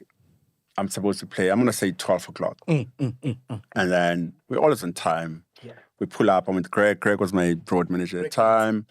And Temba had just finished a set. He's walking to his car. He's like, are you playing next? And, and I'm like, yeah. He's like, I think they're going to put someone else, you know. And Greg, that's Greg's job. Yeah. Right? So Greg goes and sort it out. Gets on stage, back and forth, you know. And I stay in the car. I don't want to get involved. And then Greg says, come, we're ready. So we get on stage. So I don't know what conversation happened between Tiamo and Greg. And Greg, yeah. I was called to come play. So, and as I walk on stage, I think Tiamo was going this way at first, so I pass him. Because I saw the back and forth between them. I'm like, I don't know you, I'm not going to talk to you. I'm not getting involved. Yeah, so I take out my sticks and I'm about to put on the sticks and he turns around and he comes to me, you know, and it's obviously upset, you know. And I think also because of the fact that it was me and there was like, Tiamo, you have to make this thing happen, Tiamo. The pressure was on him to, you know, like to make it happen, you know, and Greg sorted it out for me. So I'm like, I'm going to play. And when he couldn't fix it with Greg, then he came to me. You know, and he came to me upset, obviously. Like, yeah, this is bullshit. Watching, yeah. I didn't even know people were watching. You know, like, this is bullshit. I'm like, excuse me? You know, like, he was like, no, this is not on. And he didn't say anything, like, too disrespectful. Yeah. But I was on the edge, knowing what's happening. And you zoned in. You're already thinking of your set. The fact that I actually didn't get involved and I'm here to play and then you decide to come to me, you know, then he was like, no, whatever. I was like, man, first of all, I don't know you, and I don't know why you're talking to me, and I don't know what your response was. And like, Greg should have known because I had memory sticks and I gave them to Greg instead of putting them on the CD player. And that was Greg's cue to realize that, okay, you know, something's gonna happen here. Shit's about to hit the fan. But he didn't think, so he just, you know. But he was like, yeah, the guy, he wouldn't stop talking, you know, and man, it shouldn't have happened. That was uncharacteristic. Yeah. Man, It shouldn't have. I mean, I'd reach out to the guy the following day, and he was obviously upset and like over and over and over and over. And that's my guy, you know. Even now, the fact that I know him and I know how dope he is as a human being, I feel even worse. Yeah. You know, I feel even worse. Like, I feel worse, man. Yeah, it was a low point. Yeah. Yeah, it was. Man, I was gonna frame that club. I've been clapped by Black Hawk. You see, that's my check. YFM. Then you would haunt me forever. You know. What happened to YFM? Because you were once banned and you had a back and forth with Kent and Pillay. Very simple story. That move actually helped the entire industry. You lying? I'm telling you. So that guy had a brilliant idea for the investors early in the day where he made a studio outside YFM where they could create content. Early in the day, he had that vision. Let's create content and own it. But what content? Us performing. So I was doing a show, my team went, had a meeting. They were going to be like a media sponsor, everything went well. And then I think later on he finds out that they're going to be part of a Black Coffee show. And he wanted to leverage. And then he was like, yeah, we'll do that if Black Coffee comes to perform. At the content thing. Live space. Yeah. Live space. Which, I mean, it's cool, but what are the terms and conditions? The terms and conditions are if we perform here, we're going to own this thing. Oh, it's his IP. Yeah. That's why I'm saying it's great for investors, you know, and he saw the content thing early. And you were Black Coffee at the time, like you fucking Man, shit come up. on, I'm there. Yeah. And so I was like, no. I mean, they were like, no, it's going to be you, there's Mikasa coming, and if we have you, then people are going to really come and everyone's going to come record, and I refused. I was like, I'm not doing it. And then he banned you. Yeah, and actually, and then when the tones were like really... Yeah, starting to get aggressive. I'm the one who posted, and I said, listen, you don't have to play my music anymore. Because I knew that's where it was going. Yes. But they play your music now at Wine, eh? Yeah. Yeah, so... And he made sure as well. I mean, I've worked so hard in not being dependent on cancel culture. You know, so I don't make music for radio anymore. You know, where I'm like, this has to be a single. Metro FM must play it every day. You know, I've built my career now with performances. Oh, beautiful. And that's it. So I'm not dependent on a Kenthin saying, cancel this guy on the station. And that was a lesson for me as well. And that's the power. So after I said no, then they canned the thing. Yes. No one went, you know. But I mean, I had to take it for the team, I guess. You know, and all the hate that came with it. The guy used to like literally just like tweet about me. He's like, he was crazy, Kenthin. he used to like tweet out, where's Black Coffee now? You know, He was kind of a troll, Kenthin. Yeah. Actually. No, he was our at boss. the time where he was the guy he's always wanted to be. Yeah, he was at the top, running up the hottest station, youth-owned. Yeah, he was that guy. It was fame. Literally. Yeah. Remember he had a segment, Ask the CEO. Yeah. On air, and we were like, dude, we're talking to young black kids here, you know? Like, As the CEO, I must say, man. you've always wanted to say that. I could tell that came from a deep and dark place.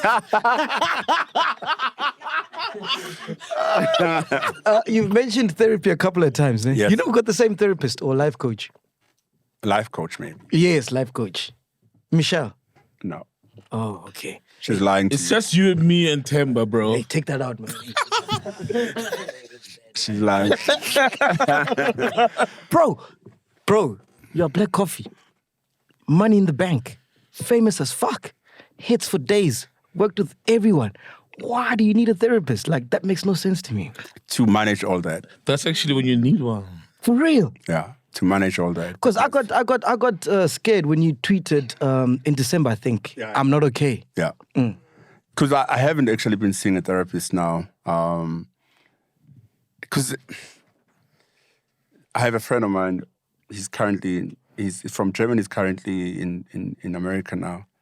And I was there 3 weeks ago and we were having this conversation about how hard it is to find therapists. You know, for him, because he's young and very young, hardworking, super rich guy. I'll put it out there. So at 30 years old, when he sits down with another man and he needs help and then starts unpacking who he is and how much money he makes a day, everything changes. Literally, everything changes.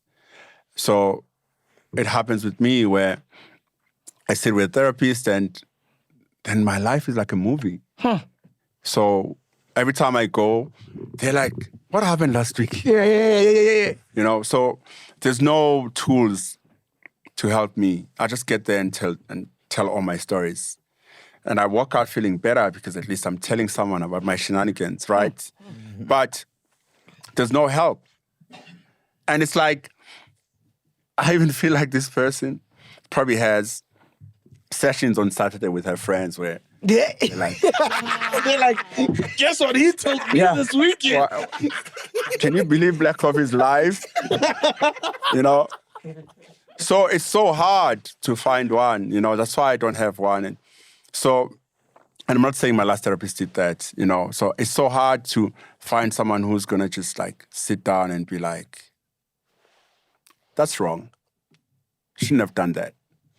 So it ends up being like everyone sugarcoats things. You got a lot of yes men, yeah. You know, and, you know, no one really comes up with solutions. So in December, I was like really... For real. Yeah, I was really going through it, you know, and based on the fact that...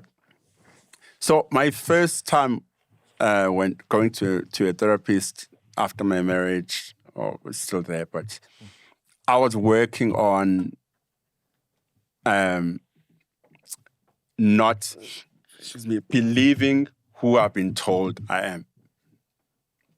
I don't know if I'm making sense. No, I'm getting you. I'm getting you. So, because I was starting to believe what I was told I was, you know, and to a point where I was like, wait, did I do this? You know, am I like that? Yeah.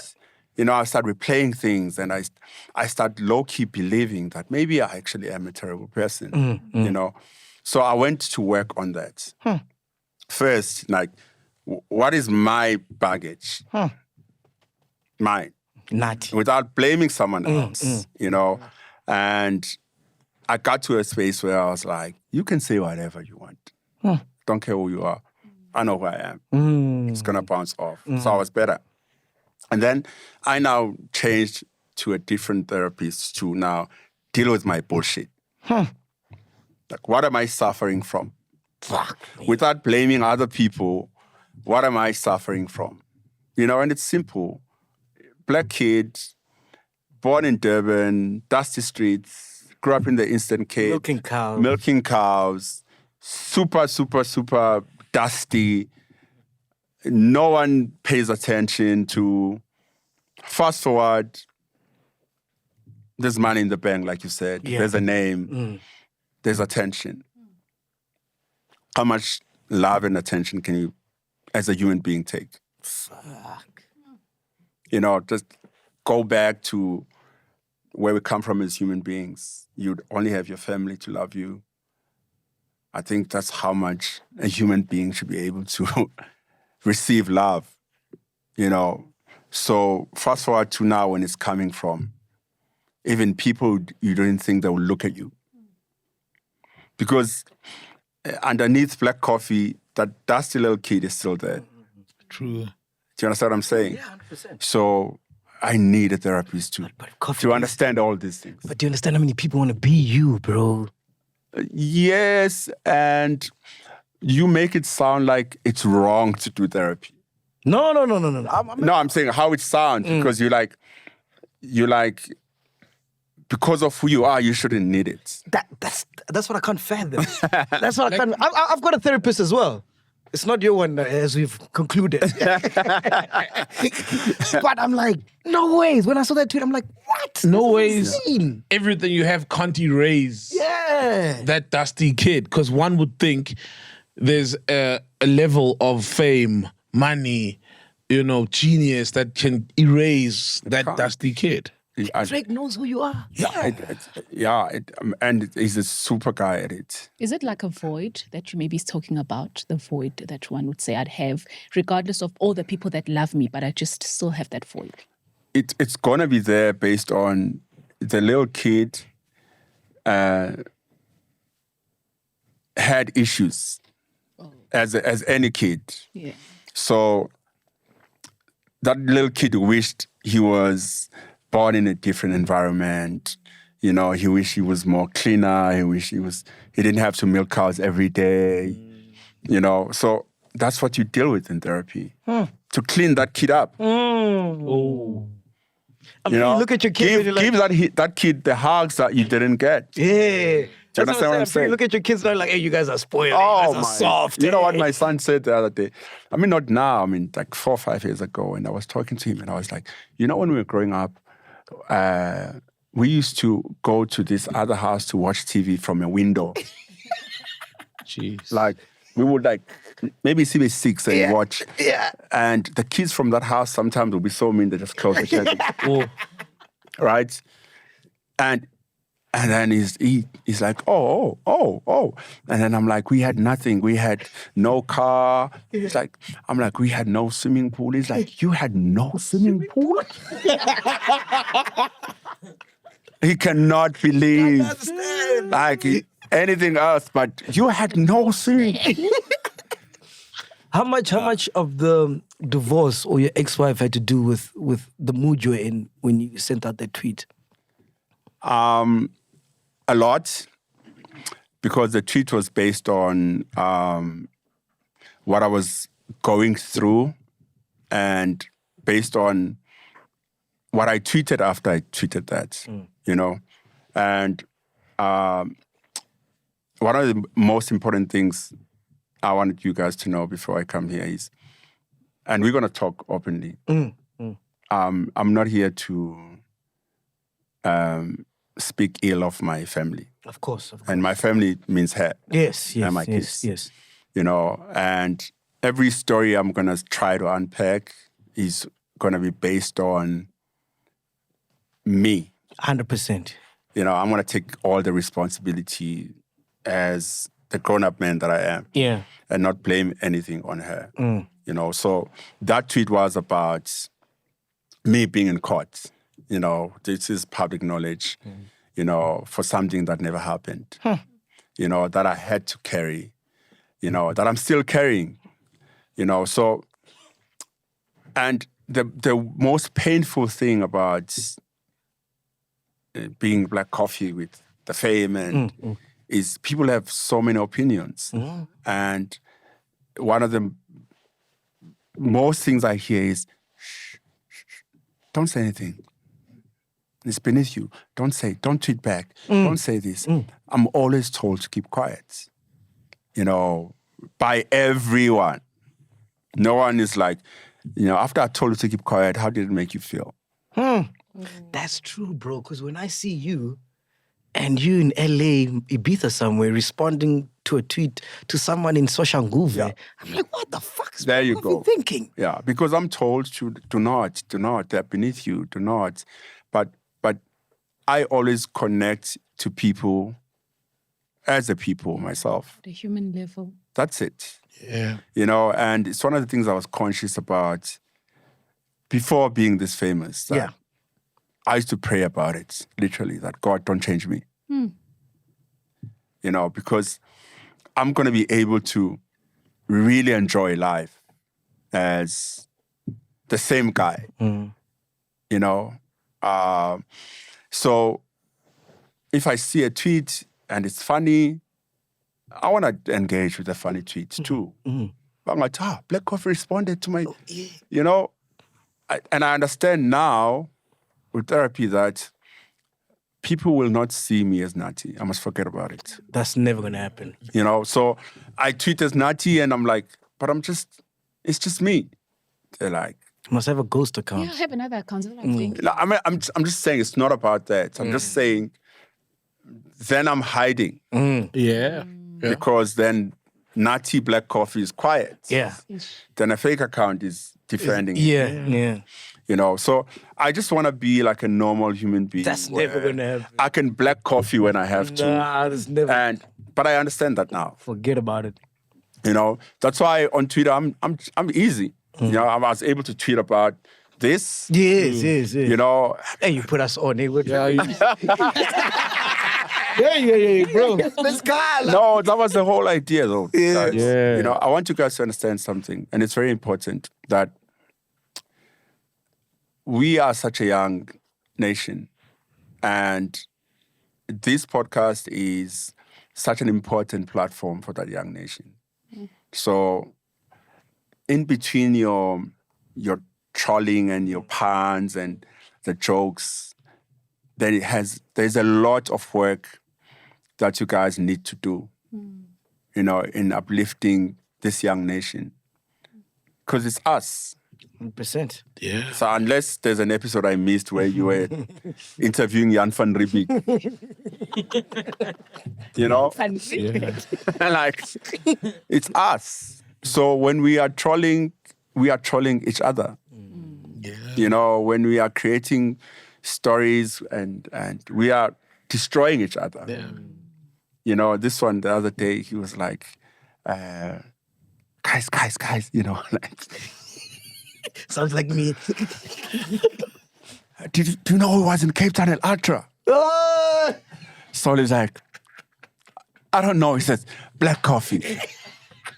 And everyone's like, okay. He's like, do you know who else was there? They're like, who? He says, Bonang.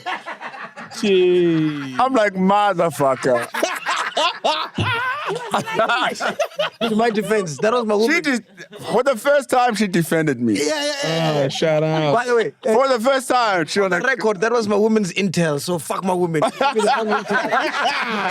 Throwing the lady under the bus. Throwing the lady under the bus. If it's like, okay, she's like, baby, I think Bonang is dating Aye, Black man. Coffee.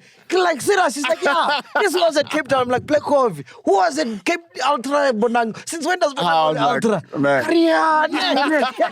And he slept against a manager. Makes sense. See what Peter Talk does. Yeah, I feel like that. Stories in this podcast brought to you by TikTok. So we have Pillow Talk running the nation. Yo, Oh, but she played on one of her stories, which was funny. I don't know if you saw Bonang played that clip while she was listening in a Porsche. No. It was funny though, yeah. No. Play the song. No, the clip where I'm saying, Oh, yeah. yeah. So I was like, motherfucker, switch this thing off. This guy. Out of the blue now, I'm going to be trending for shit I don't even know. You know, so I'm just saying, this platform, you know, like, let's entertain, but at the same time, let's just understand. Watching Sagi's interview, you know, was so touching because, and sad at the same time, you know, because she's walking away from something she loves dearly. 100%. You know, because we are also not built for the trolls. And she's kept saying, like, how gentle her soul is and, you know, Pure. so some of us, you know, we've seen everything. Yeah. But it doesn't mean we don't feel stuff. Yeah. Do you understand? You know, so let's also celebrate. You know, let's also celebrate like our people, because there's a lot of people celebrate. Yeah. You know. Yeah. That's my message to this team. Thank Thank you. you. Man. We thank appreciate you. it. And that's what we strive to do. Thank you know what I you. mean? Yes, man. Sometimes we get some things off. Like the therapist.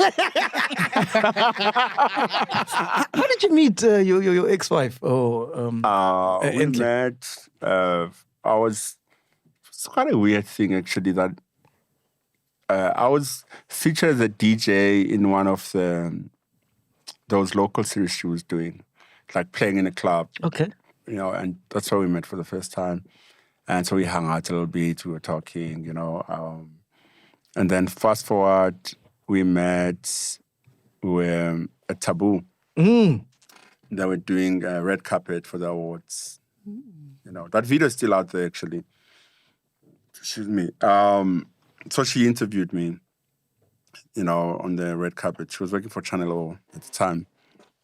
Second time we met, and, after that interview, I was like, she's actually kind of cute. And so then I was like, let's do some coffee. That's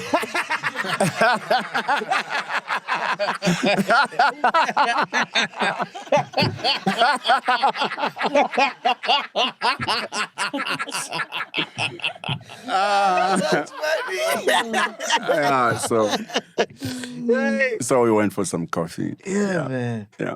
Gee, so what do you think happened? What went wrong in that relationship, according to you? Because you said you're going to speak on your perspective. Of course. I think it's almost close to what I was explaining about expiring relationships, but in a different manner. Where you meet and you have a common goal. But one of the common goals is understanding each other's pain when you meet. And I told you like how much of a fixer and a pleaser I try to be. So the fixer and the pleaser in me gets attracted to someone who needs fixing. And so it becomes our common thing because I think she's the same. Love language. Where we like, you and me, like we, and then as you progress, because we want different things when we grow. Yeah. And one of the things that I want, me personally, is to give that dusty little boy as many hugs as I can and reassure him and make sure he's seen. Which is why I'm doing all the internal work that I'm trying to do. 100%. And that changes me into a different human being as we grow into the relationship. So I think I can safely say that we both started like wanting different things. So you'd say you agree each other? If I can't say we, I'll say definitely I did. So you agree each other? I'll say that. Over time we started wanting different things and then problems starts. That's why today I know for a fact that I won't get married again. For real? Yeah. Wow. Yeah, I'm clear about that because I am now in a better space in understanding who I am, and I also understand the kind of pressure society puts you in without ever backing you up. It's like growing up, young girls are told, hey, yeka bafana. And the girl's 26, the mother are like, where are the kids? We want grandkids, and then she have kids, and then she's on her own. Society does that. So with my career, especially because it wasn't so obvious, meaning I wasn't going to get a degree and go be a lawyer. Yeah. It was very unclear. Yes. But as soon as it pops and they're like, oh, damn. So I bought my first house. I'm driving a little Benz. They're like, when are you getting a wife? And it keeps playing. And it keeps playing. I remember, Christos's ex-wife used to make that joke, because she was doing my bookings and I would go to Europe and she's like, hi, we need MacG. We need MacG. as a joke, but Yeah. that thing sits, Yeah. you know, It plays in your head. and then it becomes your next thing, you know, like you're like, okay, Not so bad. I'm looking for, But you got inspired by Thabo that time when you visited him, seeing him, how he interacted with his wife. T-Boss. Oh, was it Tibos? Yes. yeah, but that's part of what society, Oh. you know, that's like, Did the pressure happen after that or before already? so where I'm going is when you grow up as a kid, Yeah. what family is to everyone is what Thabo and his wife are. Yes. Yeah. T-Boss. The T-Boss. ideal picture. So you fit into that picture too. The system. Yeah. And my understanding now is not everyone needs to. Oh, yeah. No, definitely. That's where I'm at. Yeah. So that's why I'm saying I know for sure. But don't you think... Especially given my career, my lifestyle, and just, you know, I'm not saying I don't like, I have someone, Yeah. you know, and I'm in such a most peaceful, Place. you know, and with that understanding as well that there's no pressure, you know, let's structure this thing the way we want it to be. But don't you think infidelity had to play in your marriage? Yes and no. Because that comes, first of all, there's so many unrealistic conversations we're not having as people. So many. And one of them is we all grow up around uncles. Yes. As men. Sure. Yeah. Who, it's a norm. 100%. True. In Venda, you're not a man unless you have 3. He's telling us things. He's telling us things now. What's your girl's name, Naledi? Naledi. I don't like you, by the way. He has other 2 girls somewhere. Making up shit about me.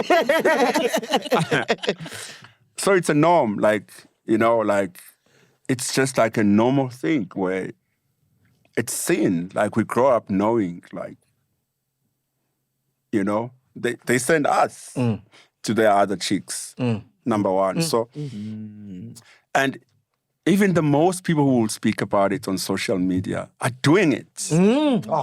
So everything is a norm, and we're not having that real conversation. 100%, right? I agree. And then the second conversation is, because of that, I feel like women are also not having an honest conversation about what or who men are.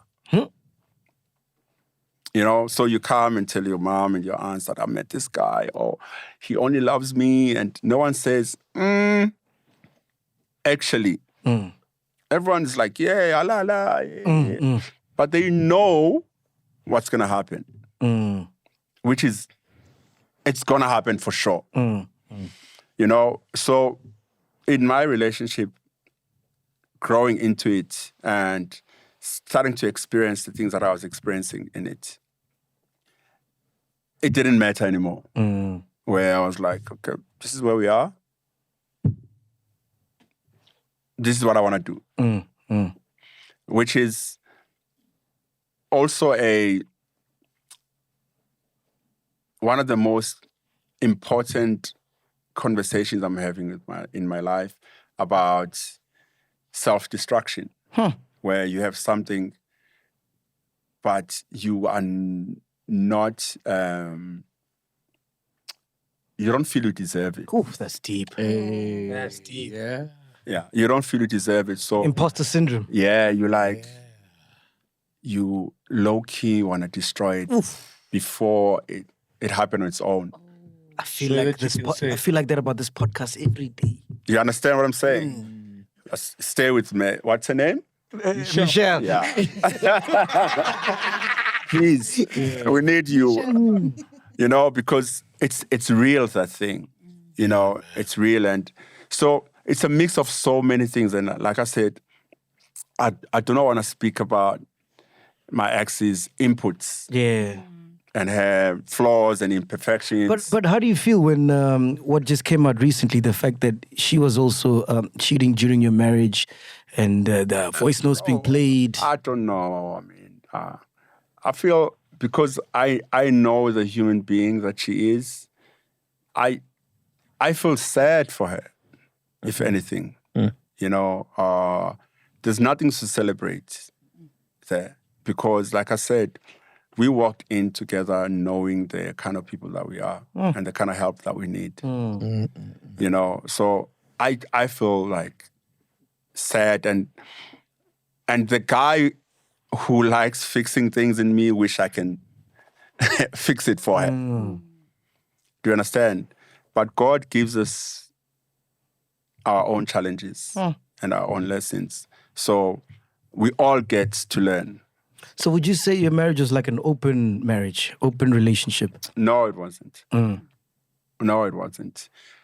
But because of the dynamics of how we are as human beings, you asked me already about my infidelity, and then you then say, how about her and her cheating in your marriage? So you didn't include her when you were asking me. You understand what I mean? Because it's always one-sided. 100%. Yeah. You know, so things are never approached right in relationships. A man is always the one that everyone will go for first. You know, and in this situation, what I've chosen to do from the beginning, even at the hardest of times, is I want my kids to be able to watch this thing when they're 16, 18, 21. 60. And not cringe. You know, I don't think, man, Dad, why would you go there and speak like that? How were the kids affected during this whole thing? I mean, kids are kids. You know, so you won't know how much they're exposed to it. You know, but we are actively, like, equally making sure that, you know, they are in a good space and they're taken care of. Yeah. You know, in every way that we can. Yeah. Beautiful. You know. And I mean, as men, we work for our kids. That's it. For our family. That's it. Without that, we are nothing, bro. Yeah. How did that impact you when you were going to court? Because to be honest, I never followed that story. Yeah. I just saw images, you know, of her being like Winnie Mandela and stuff like that. Yeah. But like, what was happening there? Like, Yeah, it was so tough, man, for me, you know, to even be in the room, just to sit in court and, you know, I wasn't even thinking about the outcome. I was like, what am I doing here? Sure. You know, why am I the one here in court? Why? You know, because in court also you don't speak for yourself. So your lawyer will speak for you. But there was so much pain in me that day in that room. She accused you of GBV. Yeah. Jeez. Yeah. So being in that room, I was like, and it's an important conversation to have because there's a lot of these stories, but what makes me sad is how it always becomes about men versus women. You know, our job as men is to protect women. 100%. Yeah. You know, so when then it becomes men versus women, then men are more angry and they're likely to cause more harm to women. And I watched the tweets and the room was divided, you know, after my tweet. Like, men are like, fuck her, fuck her, fuck her. So that fuck her is not to her alone. It's fuck her to the women. Gender, yeah. Because this gender that you are will put us through this thing. Tallest more episode. You know, so if anything was to happen to a guy who said, fuck her, he will react in an unlikely way. But what's supposed to be happening is we are supposed to have a decent conversation about things that are uncomfortable, which is this thing. Yeah. You know, where it's not based on people like, oh, I never liked black coffee. And that's it. Yeah. Therefore, he's guilty. It shouldn't be based on emotion. It should be about how are we building a more sustainable environment where we both protect each other. So you've never laid a hand on her? Ever? Jeez. So, I mean, it's so simple because if that had happened, it would have been in our divorce papers. Right? Because that's when you are like, this man, I'm leaving, and this man has done this and this and this and this. So it would have been part of that conversation. Are you guys in communal? What? No, we're not. Oh. No. Our thing is not complicated. When divorce takes so long, like what's the holdup? I don't know actually. Nah. Yeah. But we also had 2 years of COVID, Oh yes. you know, and then a backlog and you know, all those things. Do you miss her though? Of course. Nah.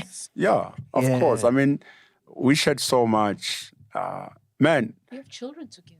yeah. And I mean, naturally, you know, I just spoke about a woman I was dating in varsity. Yes. You know, anyone you're going to share those kind of memories with, they are part of your life. Yeah.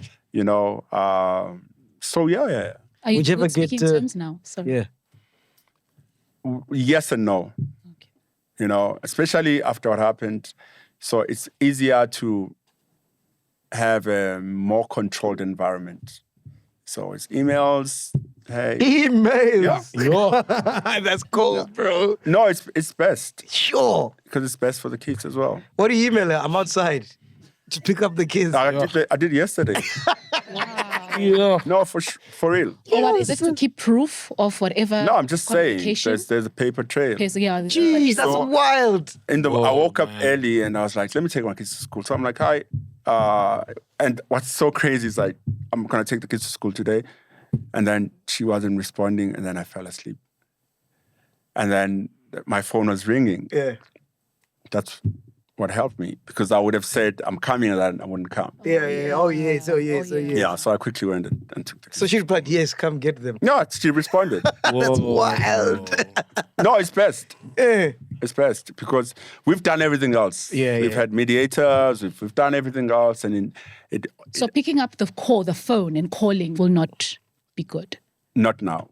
It's gonna happen. Yeah. And I believe in processes as well. I just like to avoid things. Like you said this, no, I didn't. You know, like me ending up in court. You know, so this is the best way for everyone. Did you have kids out of wedlock? I did. You did? Oh, wow. Yeah, I did. I have 2 kids. Most amazing. They live with me. And, you know, that's when you also realize that everything has its own just way of happening. Yeah. Because I think if it didn't happen, we both would have stayed in an extremely unhealthy Toxic. marriage. And so when it happened, you know, I went home and said, this is what's happening. Jeez, that must have been a difficult conversation. Man, come on. Yo. Was polygamy ever an option? Because I know, I mean, to some guys, you know, it becomes a way of then infusing the other kids I don't into... think I was there, you know. I didn't doubt the fact that I loved one woman, you know. So okay. I don't think I was there. I don't know now, like moving forward, if, you know, it's practical for me to even think about those things. But back then I was like, this is who I am. These are my issues. Yeah. You know, these are my issues. And so we deal with issues in different ways. Yeah. You know, and basically that's it. And then how's the single life now? Are we rocking? I'm not single. He said he's not single. said he's got He's with someone. Oh, okay. Before you were with someone, how was the single life? We were rocking. Rocking the girls. Still rocking the girls, man. Bro, I want to find out, why did you move to Bram, bro? Like, out of all places, like you Black Coffee, I think you'd have a No. penthouse in Sandton. No. Yeah, he's got a penthouse in Bram. Hey, this penthouse is in Brum. Must be the same building as Lisa Gola. He's also there. Wow, I didn't know he's in Brum. No, I don't think so. Oh, I would he's also know. there. Yeah, definitely. Yeah, I saw it last night. Two floors, eh? How do you see It's it? on the internet. There's an estate agent who showed. No, like, that's a different one. Oh, So I own the one below too. Wow. that's a So different. that's the one I'm trying to sell. Yeah. You know. So, I mean, back in the day, I think most of you will know this building. When you're walking on the bridge in in Bram, there's this building with like clear windows across. I used to like just wish I lived there. Which building is that? From town, when you're walking towards Bram, it's on the right here. So you're working from Brie? Just on the Mandela Bridge though. Mandela Bridge, yes. It's So, just here. Opposite the old oh, Audi. I see it. It's like, Yes. Okay, yes, you know, yes. and like I'm a dreamer, man. So Yeah. I just like the building, you know, and I'd never been inside. I just like thought it would be nice to live here. You have the view of the city. and- Yeah, man. So one day I was invited by the guy Adam who owned the penthouse at the time. You know, at dinner, and as I walked in, I was like, man, Wow. what a life. Yeah. You know, and I made a joke, and I'm like, if you ever sell, you know, let me know. And then the floor below was for sale, which is the closest. I mean, it has the nice views too. So I got that floor. And then 6 months later, he was like, you know what, I'm selling. Wow. So I took that one as well, with the plans of getting rid of the one below, you know. That is crazy also because that happened towards the end of my marriage where I always wanted to have a city, like A view. an apartment in town. Yeah. So, and it happened like right towards the end where when I moved out of the house, that's where I stayed. Yeah. I wouldn't have had a place to stay. Yeah. You know, You could have called me, man. Or me, I've got a studio. Hey, but by the way, how many square meters?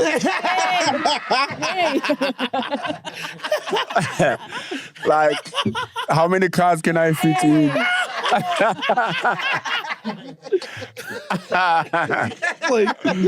But you stay in Brum for long, man. No, I don't stay there. Yeah. I don't stay there. So I stayed there. That's when the single life thing was low key. But I wasn't staying because I was on tour. Sure, yes. So it will be my place where I come back. You know, I swap bags, I change clothes, I fly again. Do you rent it out like as Airbnb? No way. Oh, so no, okay. So, and then what happened is then I got an interior designer to work on it. I made it really cool. You know, I'm like, I'm liking this life. Yeah. And then one day I was sitting and I'm like, man, but this is not. This is the pits. This is not.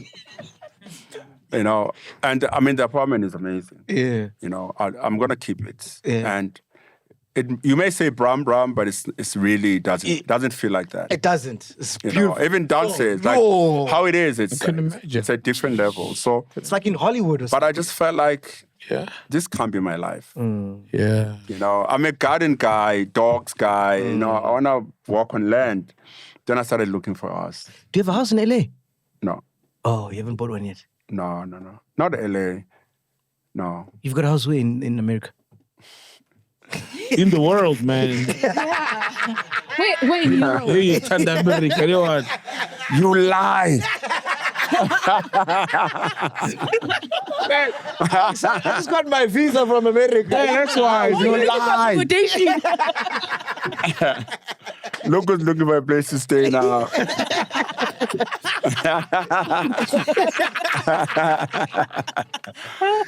Is it true you're building your mama house? Yes, sir. Oh, man. Yes.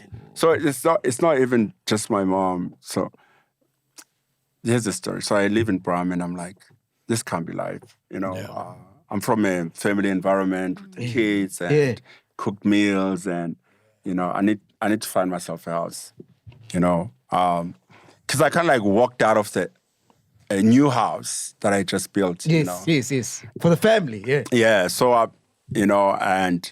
found a house and it was old and I didn't mind because I like fixing, like I said before. You're the fixer. So I was like, Olivia Pope. I'm going to put this house down and build my dream home, you know, like I just did with the other house, you know. So then I moved into that house, you know, happy I have a house and my dogs. But I'm like, it's a big house and I'm alone. Still. What are your dogs' names? Tyson and Wakanda. Tyson. So then I was like, and my mom had heart issues. Yeah. What happened to Boxer? Didn't you have a That's dog Tyson. named Boxer? No, he's a boxer. Oh, he's the Boxer. Tyson. Yeah, I remember. You had a big dog named Boxer. Yeah. So my mom had heart issues, and and my sisters are here, so everyone's here. I was like, "Don't you want to move to Joburg?" You know, cool. So my mom moved, you know, with the kids, and my niece and my nephew. So now I'm back to the family life. Yes. You know, cooked meals, you know, can porridge in the provide morning. yeah. You know, like it's really cool. It's warm. You know. You have porridge in the morning? Yeah. Shit, my dude. You know, so it's so cool. And then, but I'm like, but what happens when Drake comes to see me? Drake comes. You know, like, you know, I'm just saying. Yeah. Like, I'm in In the town. morning as well. do I live with my mother? Is this the end of me? You know, that was the thought. Yeah. And I told her, you know, I'm like, no, man, no. So it's like, I was telling my friends, any chance I get, I'm like, man, I need to figure something out. Then I started looking for a house for myself. And one random day, I mean, you were asking me my dog's names. I got a call, that's a random call, and pick up around 6, 7-ish. I just parked outside, and this guy says, "Hi, I'm Michael, your neighbor. Your dog bit my dog." Oh. You know, Wakanda is a Great Dane. And Tyson, no, can only be Tyson. no, it was Wakanda. Wakanda is this week, and he beat a little dog over the fence. Jeez. So we have a conversation. He's like, "No, don't worry about it. It's nothing serious. We talk. Says, by the way, me and my family are moving. We're selling the house. Whoa. Just letting you know as a neighbor, you know, it's a rule. You let your neighbors know when you sell."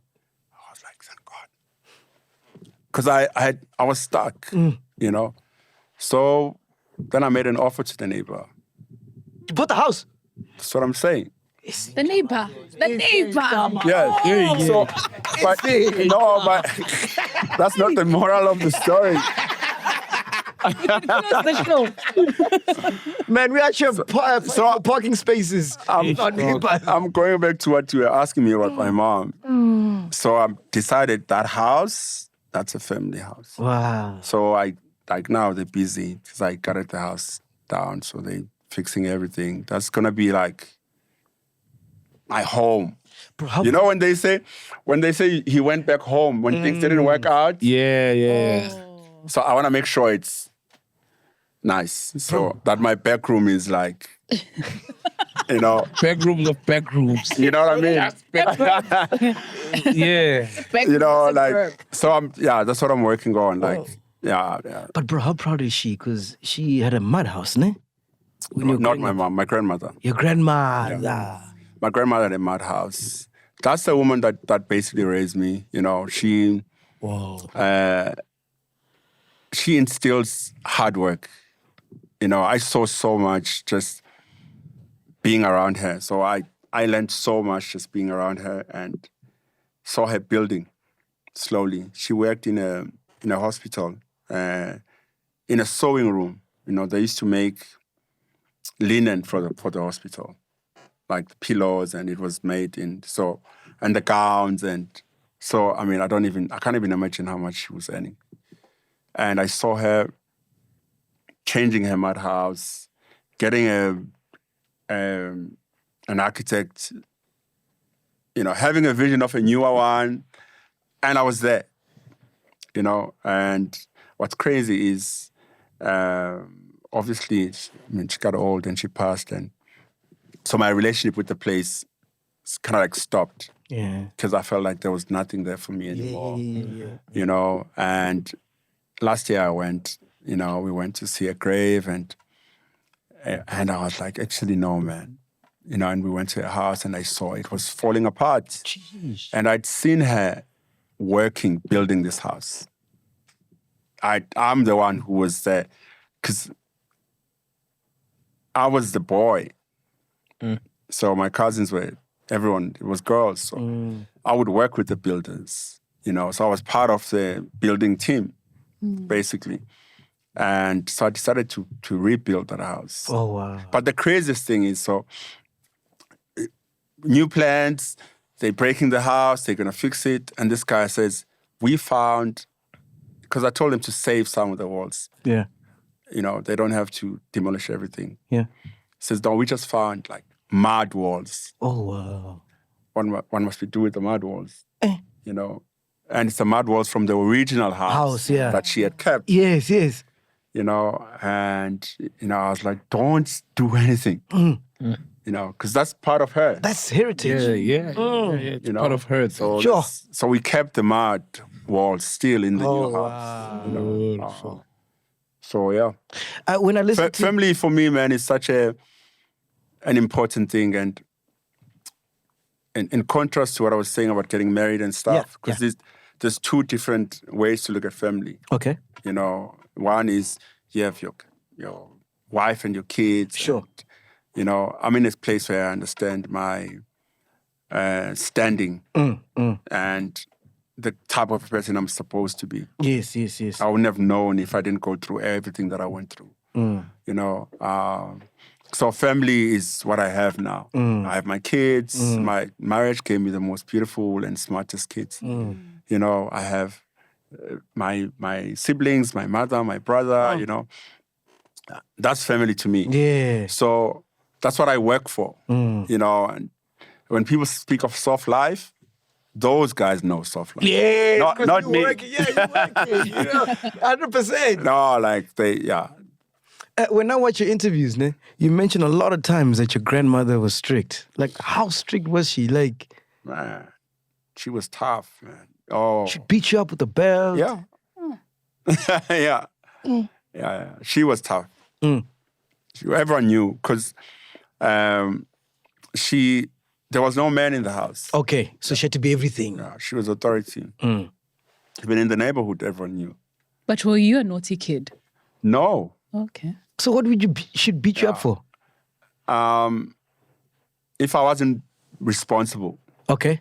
So my responsibility at home was the cows. Yeah, the cows. Yes. Yeah. So 5 o'clock, I leave the house every morning before school.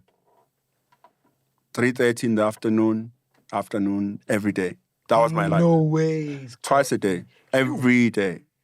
So then if I was playing with my friends and then I'm late, she comes back from work at 4:30, and then, and then I'm late and I come back home in the dark because I was playing, and, But I wasn't a guy who, my friends started smoking when they were young.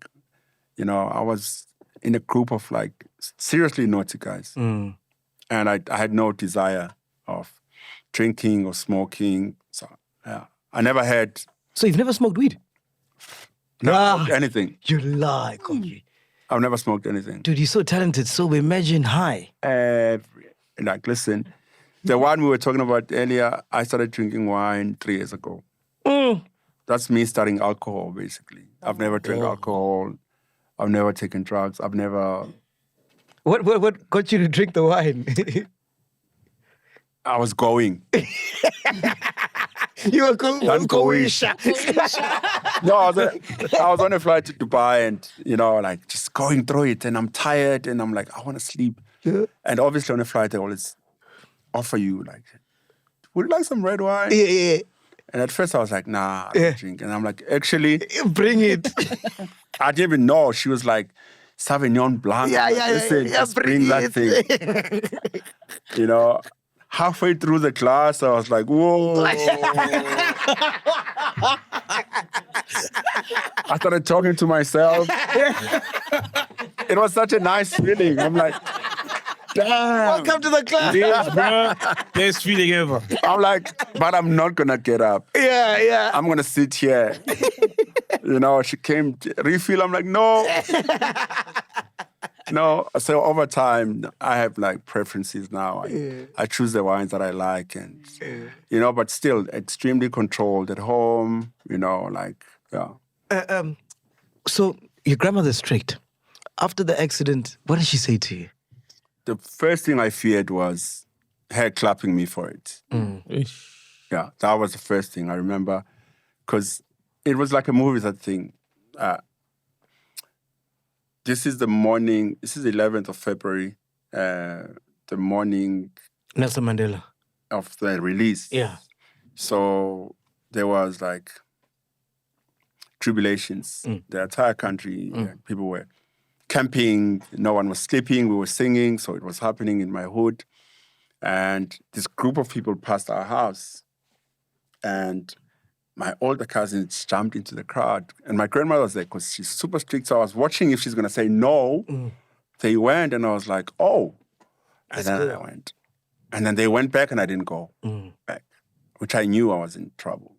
So I stayed up the entire night with this group up and down the streets. And now it was towards 4 a.m. Our destination was a stadium, which is close to my house. Yeah. And we were close. And singing, obviously, I was with some of my friends and we just had this sound. I can't explain. It felt like gunshots. But what it was is a taxi driver was driving towards us and switched off the lights and rammed into the crowd. Deliberately. Yeah, that's what happened. So, we were kids, obviously. We're not in the front. So, he hit the people in the front. You know, one guy lost his life. Assumed he was there. And a lot of people got injured. And the taxi driver, I mean, they on the spot, they dealt with him there. Bent his car, bent him on the spot. So when I gained consciousness, people were being like helped. And I didn't understand. I thought I just like a broken arm. You know, and this guy was like, he knew me, like, let me take you home. And I'm like, no. No, you can't, don't take me home. You know, because I knew you know, so there were cars now offering taking people to hospital. So instead, I got into the car, went to the hospital. And this is the Eastern Cape. Back in the day, I mean, I'm not going to speak ill of it, but the hospital, I mean, they didn't know what was wrong with me. And what had really happened is I had an injury called brachial plexus, which is damage of the nerves. So usually kids play and you dislocate your shoulder. Yes. Mine wasn't like dislocated like that. It was permanently, or let me say, 98%. Yes. Meaning the nerves connecting the arm to the shoulder were damaged like 98%, if not 99. So my arm was just swinging. That's why I'm saying I thought Mpugile, you know, they're gonna put a Plaster. You know what I mean? Yeah. So Plaster of Paris, yeah. So they just put a sling, you know, and they came back and then Mandela was out of jail. I was home. We were watching on TV and singing and, you know, yeah, we had a TV by that time. Hey, jeez. You didn't have to go next door. No. And then, but the pains were like crazy. So my grandma was like, you have to go to Devon to better. So she wasn't mad at all? No. Oh, wow. No. Thank goodness. But I was afraid. You know, yeah. So when you go to Durban, what do they say? What happens? What do they say? So in Devon, same thing. They couldn't figure out what was wrong. I stayed in hospital for 3 months. No school. And so they would put a cast, which was covering, not here, because they were just lost as well. Like, we don't know what to do with this arm. Like, we don't know. So, but I remember going to see some professor where they were trying to figure out if there was life. If there wasn't, they were going to amputate. Hey. You know, so that involves them putting electric shocking things on the arm. And, you know, thank God, you know, there was like life. A response, like small though. Then they were like, okay, over time, the nerves are going to develop back and, you know, you're going to start feeling things. And that's what's been happening. There's no way to fast forward the process, basically. You know, so over time, it's been that, you know. Do you get tired of telling the story? Because they ask No. you every interview. I love it because most people don't know about it. Every time I tell it, I feel like I'm telling to a new audience. Oh, okay. You know, also there's been so many... And you say it the same way, eh? You say the exact There's been so many jubilation. There's always jubilation. Yeah. My English is limited. So I don't have data for my kids. It depletes. That's the biggest word I can say. when you say overtime, are you still going through overtime? Is it still slowly recovering, or is it has reached? No, slowly. Whoa. I start feeling, I can move it. Yeah. I can tell the difference between cold and hot water. Wow. But it's a process. Have you ever used a prosthetic arm? Is it just No. Isn't that easier? No. No. But now, what if one day it's you're able to use it That normally? would be so weird. Would you? That would be so weird, man. Won't you keep? I think about it. Because now either you're gonna keep the hand in the pocket, or you're And you gonna know how use the it hand in the since- pocket thing happened? As a kid, we were active, we play, and it was on a sling all the time. And so if I ran, I always had to hold it because it will just dangle It's just everywhere. oh no. So as a kid, then one day I was like, this works. It actually worked. You It's know. in the pocket. Yeah, because there was no control or movement. Yeah. So that's how it started. That I and then you learn how to even the body language with it like this, and But are you over But it the- also helped me to ignore it, Yeah. because that's the biggest part. Like not feeling sorry for myself. Yeah. Not thinking why me, because I've been there as a kid. That's why I have such a thick skin, man. And people bring it up on social media, like, I'm like, dude, That's where I was going. those are all jokes to me. Yeah, are you over the hand jokes? Come on, man. Nah, Come on. they do nothing to you. You know how mean kids are. Yes, yes. What do they call you? What were some of the names? I mean, I'm tired. Nongalwan. Ingalo. Nongalwan. Yeah, Nongalwan. There's so many, though. Like, so many. No, Golan, what does that mean? Wow, the one Hello, of it's an arm. Yeah, one. the one of the arm. Ungalwane. It's like nyauza. I don't know. Like, Ngangunuavela. That's the only thing you can say. And he's not saying it right. I wanted to ask, serious question. Did you get ref money? What's that? You know when you're in an accident, the man. government is supposed to pay you. Nah, man. You didn't get that? No. For real?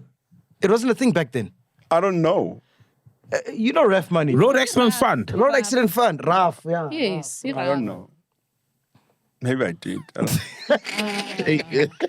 I really don't know. I mean, if then it was significant, then I would know. Yeah. We're going to play a game now. It's called Story Time. Ne? But before that, when Coffee was here for his Grammy nomination at the room at Oskilo's place, right? Yeah. The whole time I was chilling with his brother. His brother was crazy. Do you know we went out that night? We went to Sumo. You are the same. Actually. You and my brother. Yeah. And it's the first time I ever met him. Craziest thing is He's that like in the that. army, dog. For real. He's in the British Army. British army. Army. British Army. Why is he not like? Because he's crazy like that. One day he packed his bag. He's like, I'm done. I'm going. Wow. Whoa. That's it. Yeah. And he's been there, I don't know, for over 12, 15 years now. Yeah. That's where he lives. Great guy, man. We put him until like 5 No, in the it's morning. good. So every year he comes home because they deploy them. He goes to all these strange places, and in the summer he comes. So that's when he was here. Yeah. And when he's here, he does that. Yeah. He parties like there's no tomorrow. And you kind of like you understand. Yeah. The guy, I mean, his work environment is different. Yeah. But we had fun with him, man. Yeah, It was it's nice, man. super cool. All right, cool. Story time. So this is how the game works, ne? I'm going to give you a name of a celebrity. Tell me a story. The first story that comes to your head. Okay. Yeah. So like, for example, Sopenduka. I have no story. Yeah, and I thought... Except we're for We're not like no, buddies like that. there's You know? and I usually have stories there, but I find out about Saul. Used to work with Sipone. Oh, yeah, Native Rhythms. Yeah, I was signed to Yeah, Native Rhythms. Yeah. So music, releasing music, dropping, music. I mean, Because Soulistic was in the same building, weren't you? Yeah. Just by where... Rosebank, yeah. In Rosebank, where there was Club Capital, way Yes. back. Yes. That building. That's the only Soulistic was story. there. That's how I And Native Rhythms. first encountered Uthanda Ubuntu. Let's see. On the first name basis. All right, cool. First name, P. Diddy. Puff. Yeah, Puff Daddy. 2 stories. First one, I'm in Ibiza. I just finished playing my set. The booth is here. The booth is here. The bar is here. So I walk down the stairs, get to the bar, get like a Coke. I come back up the stairs. I look up. I see Naomi Campbell. Whoa. That's like my childhood crush. Yeah. You know, like, I'm like, can I get you a drink? Oh, coffee. Oh, coffee. So, and then I'm like starstruck. Yeah. And then I look behind it, Puff was there. Oh. So they came together and he was with Felix. Felix is a DJ who plays in Ibiza, you know, he's our guy. And Felix was like, this is Black Coffee.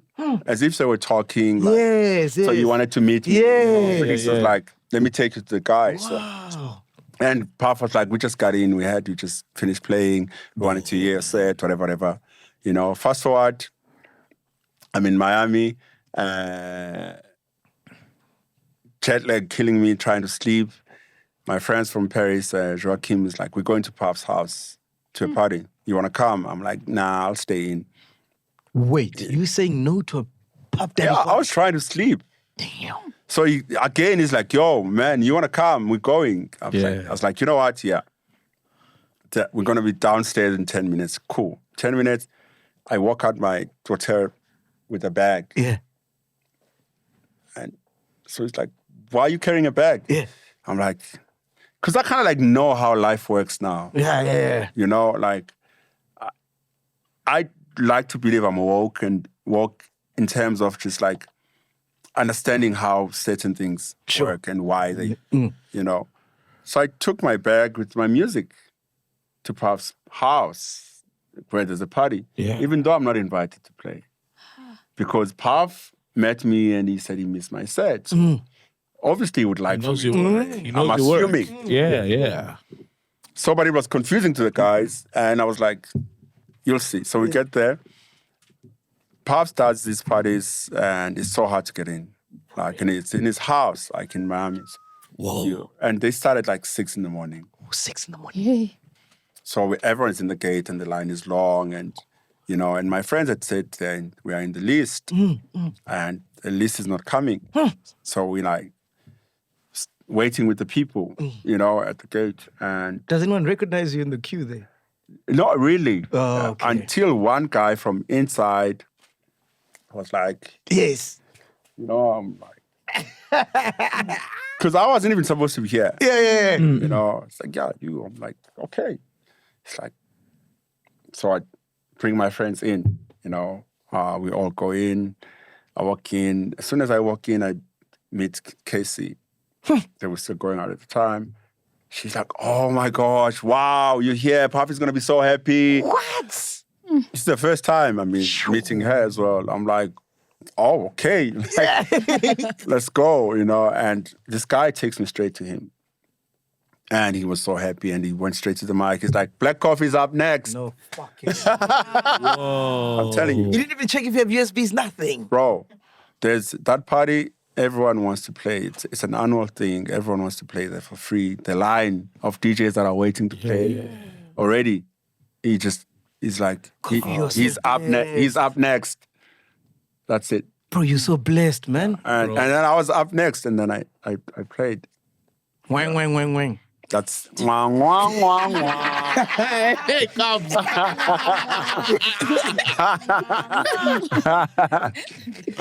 All right, Beyoncé.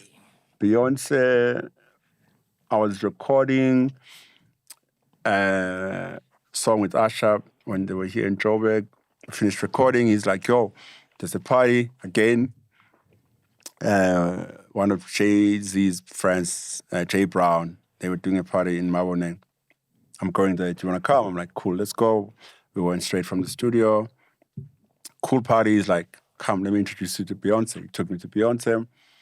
Beyoncé was, like, first of all, like, so cool. And she knew who I was. It was No ways. a big thing for me. No ways. You know, and she just kept saying, "You are so talented. You are so talented." And I was like, "Thank Bro, you, you thank you." capping right now. I'm telling you. Then he took me to Jay-Z. Jay-Z, yeah. Jay-Z is like, "You're gonna play a song for us, right?" And I'm like, "Ha ha ha ha." And then he looks at me. I'm like, "Okay." I'm like, "Okay, yeah. Yo, man. I'll play a song." You know, and they were about to close, so I played one song, Superman. Oh. That's their song. So anyway, fast forward. I'm in my house. Earlier this morning again, trying to work. I got a text on my phone. I met them in December, this is January. Got a text saying, "Hey, what's up? It's Hove." A text message. You know, and I didn't doubt it was him. Yeah. I didn't. I was like, wow. Hi, Hove. Yeah. What do you say? Yeah. You know? What's up, Hove? Like, and then he was like, "Nah, where in the world are you?" That was the most beautiful thing for me. You know, like that question, because it just showed how much he respects what I do. Yeah. Like also how he understands how I move. Like I could be home, I could not be home. You know, so I was like, "No, I'm home." He says, "Yeah, I do this party." So he does this party on the Oscars night. You know, The people brunch. go straight from the Oscars to it. But I hear that party is so exclusive that you get your invite. I don't know whether at the Oscars or on the day. Jeez. So it's kept hush-hush. And This is the brunch. no, Another the one. Oscars party. It's called the Oscars party. So he's like, "We've never booked an artist. And for the first time, I want to book you to come. Is it possible?" So I'm on my phone. I'm like, "Let me see." I'm like, because Saturday I was in Italy. Yeah. You know, and this thing is on Sunday. So I'm like, I'm in Italy. I don't know if it can, but I think it's possible. Yeah. Because you can fly from Italy to LA and get there on time, but you can't. Do you have a private jet, by the way? No. Or you just rent it out? I don't think I'll ever buy a jet. Oh, okay. I don't know. Anyway, so he's like, "Cool, give me your person's number, wada. And then connected, done. I made it. So I went to the party. So I'm going back to the Beyoncé story thing. So I played. It was the most amazing party. And then there was everyone there. Like, even Trevor, I saw Trevor there. There was everyone. And so we're done playing. I'm keeping my distance from everyone. I was standing against the wall here. And I see Beyoncé coming. I with my manager. I'm like, "Beyoncé's coming. She's coming.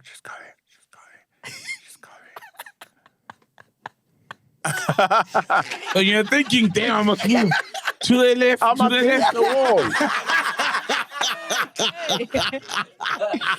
wall. And then she came and she took out her hand. She says, "Thank you so much. Wow. That was amazing. I don't even know how they got you here." You know, and Jay-Z was behind her. So I'm like, "It's your guy." Tove. You know, she's like, "Yeah, thank you so much." And actually, while I still had it, I'm like, "Let me show you something." And at the time, things were like really bad with my ex. But she had done the Beyoncé dress. Oh, yes. At Global Citizen. So I'm like, "Look at this." So I show her a picture. I mean, herself wearing the dress. She's like, "Oh, I love the dress." Yeah. I said, "Yeah, no, my wife did that." Wow. Connecting the story, she was like, "Oh, this is unbelievable." You know, so that's my Beyoncé story. Bro, fuck you. And then you got the audacity to say, "I'm not okay." I'm not okay. Not okay. That's a Beyoncé story. Wow. That's like a movie, bro. No, my life has been like that, to be honest with you. That's why I'm working on we're just finishing contracts on a documentary. Nah, you gotta. Nah, bro. please, You bro. gotta. Yeah. That's why I almost didn't come here. Yeah. I was like, I'm gonna sit here and talk about my life. Yeah. You know, No, but slap's with different. my yeah. gava and the pants and the chores. And, That's Tiamo, he knows. Slap's different, man. When you get talking about no cap. Literally, no cap. Virgil Abloh. Virgil. Rest in peace, man. First encountered his brand in Miami. There's a shop I love there called The Webster. And so I went looking for clothes and I saw the sneakers written Off-White. And I didn't know what Off-White was, but I liked the sneakers. I'm like, this is so cool. And the guy at the shop is like hyping me up. It's like, no, this guy is new. He's worked with Kanye on his clothing label. I'm like, I love the sneakers. And they were a little bit tight. I still have them.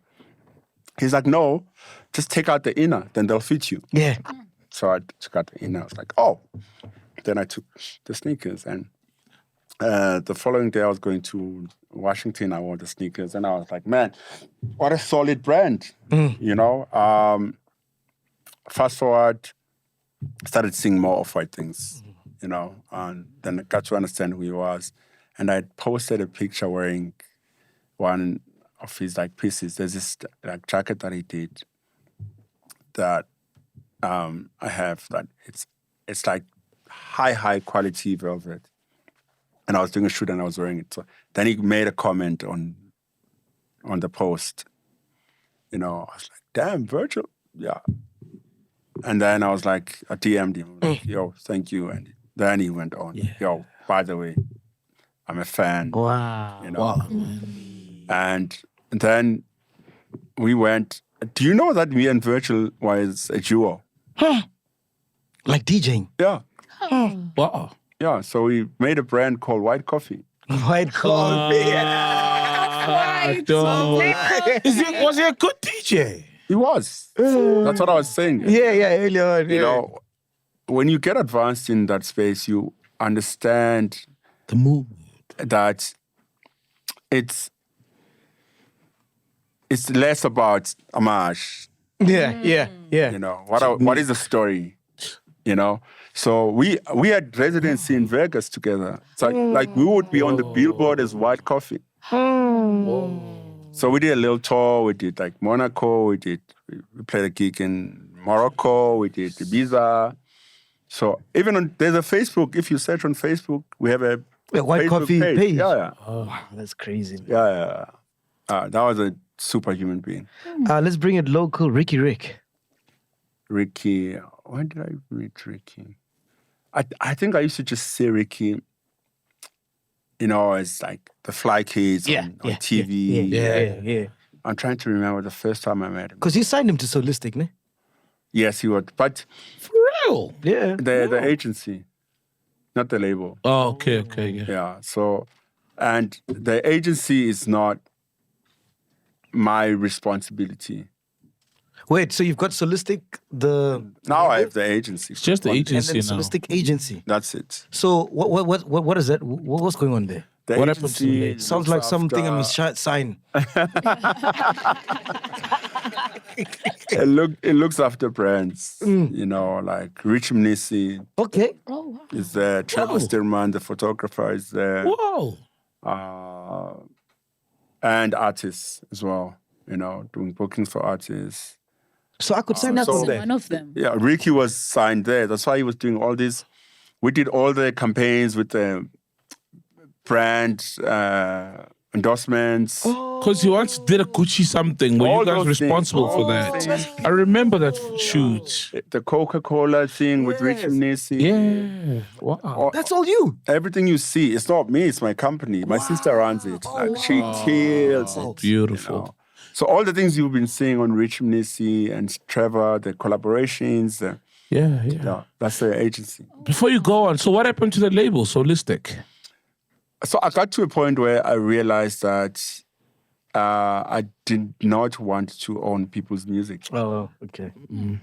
So, and Takabo is the first person I released out of that, you know, Wow. and helped him start his own label. Yeah. You know, I literally used to earn artists' albums before they come out on his label. Yeah.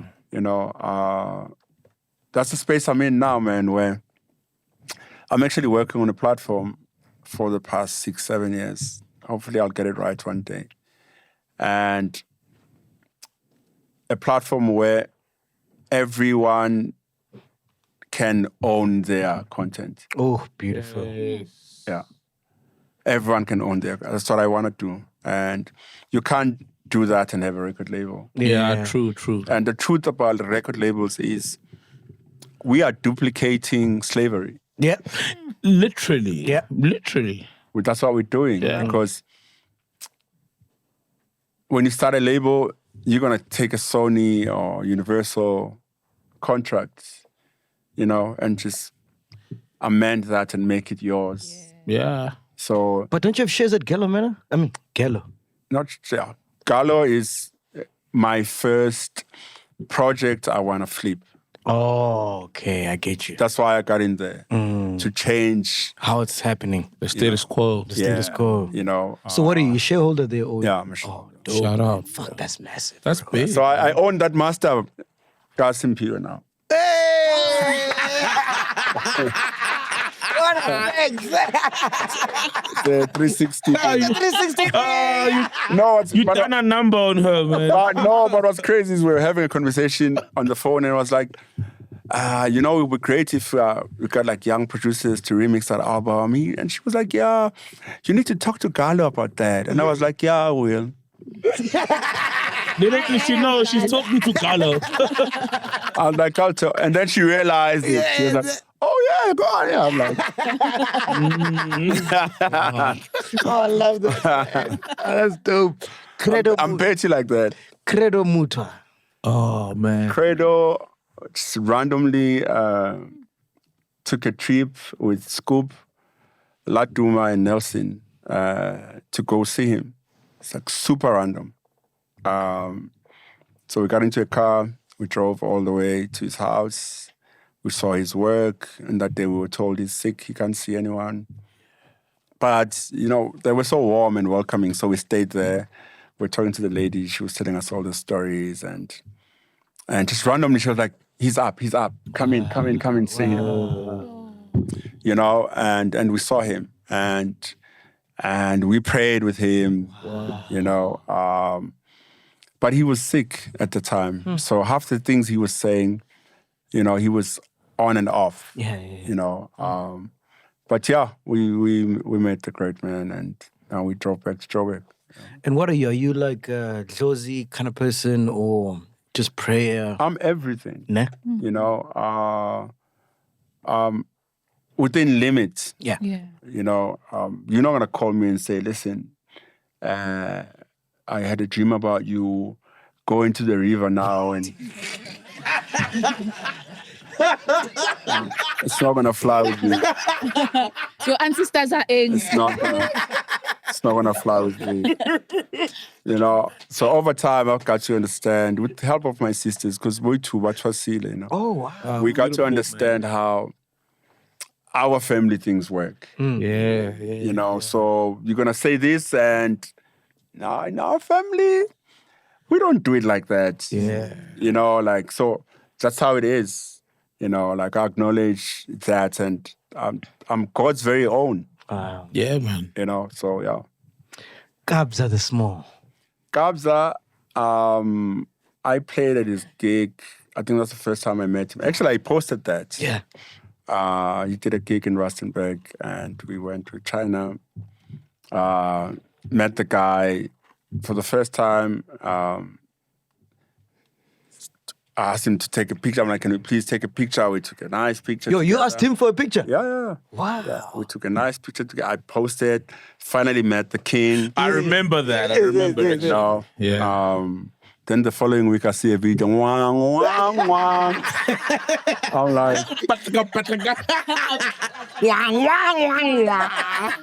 I'm like, how?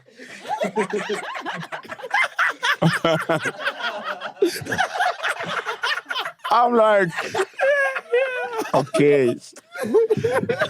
So, thanks to therapy, I'm not petty anymore. Yeah. So you let those things move. But it was weird for me, because I acknowledged him like that. Yeah. And then the following week, I was like, But what do you think of him, like, as a producer? Man, one of the most talented. Dude. Amazing, yeah? Dude. Crazy, yeah. Yeah, one of the most talented. I just feel, and I said this, I was doing this other interview. Your fans can somehow, if you are not smart, mislead you. And I tweeted about this as well, like how careful we must be as artists, where we don't let our fans make us beef against each other. Sure. Must be wiser. One day you can wake up, people saying my producer is doper than Kabza, and they start seeing energy that it doesn't exist. I was saying in an interview, like, we as South African artists and producers need to learn to get out of thinking of our fans and pleasing them too much. Meaning, what other music genres do you like? What other music genres do you want to make? Yeah. But you live in fear that if I made, as Kabza, I made a different song, my friends are going to be like, which happened to me when I was on my pursuit of a Grammy. I was like, because I know what I listen to every day. Yes. I know what music moves me, and I got to a place where I'm like, everyone's like, oh, we miss Homebrewed, I'm like, go fucking listen to it. Bro. It's there. You're like, it's not erased. So Yeah. I'm at a space where I want to do what I like now. Grow. And But can I be honest with you? The album you did with Drake, if you had given that to Kabza, See, let me tell you my view of that. Drake wanted to do an album like that based on his perspective of the genre. So no Kabza, no Black Coffee would surpass what he his sees. vision. Yes. Okay. Do you understand what I mean? Yeah. So we were still working on the album as far as I was concerned. Like, we were still like working on the album. And then I get a text like, it's coming out tomorrow. Because to him, it's ready. yeah. Whatever he's hearing Yeah. is enough. Do you understand? So you also can't say, no. Let me add, because So you then, felt like, was it premature of him to release it? not for him. Not for him. Oh, okay. Because whatever he's hearing is like, this is Perfect. dope. And also, you must understand the risk that he's personally taking. True. Oh, yes. And so he didn't want to get too deep into a space that he doesn't know. And so whatever that was there was enough for him. Was what he was searching for. Yeah, so the following day, I'm like, it's coming out tomorrow. I'm like, but like, no, it's, Did it do well, though? of course, man. Nah. Yeah. Of Because course. we didn't get it here, but you could understand just by listening, it's not for us. No, I mean, Drake announced last week, he was like, how many numbers on 45? The biggest numbers ever.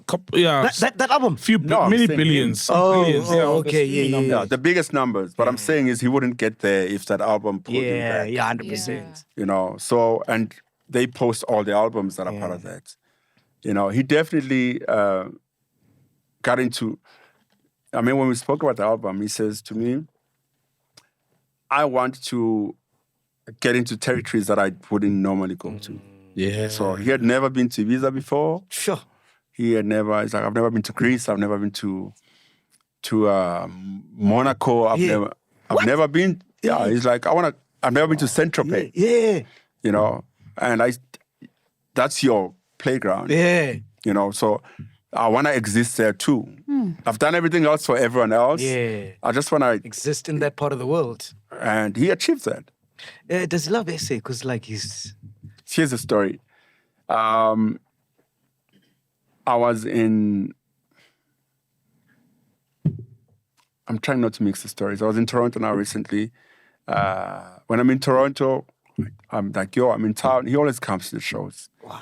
It's like last time he came, people didn't even see that he was there. He came to say hi to me and he was sitting in the back. Yeah.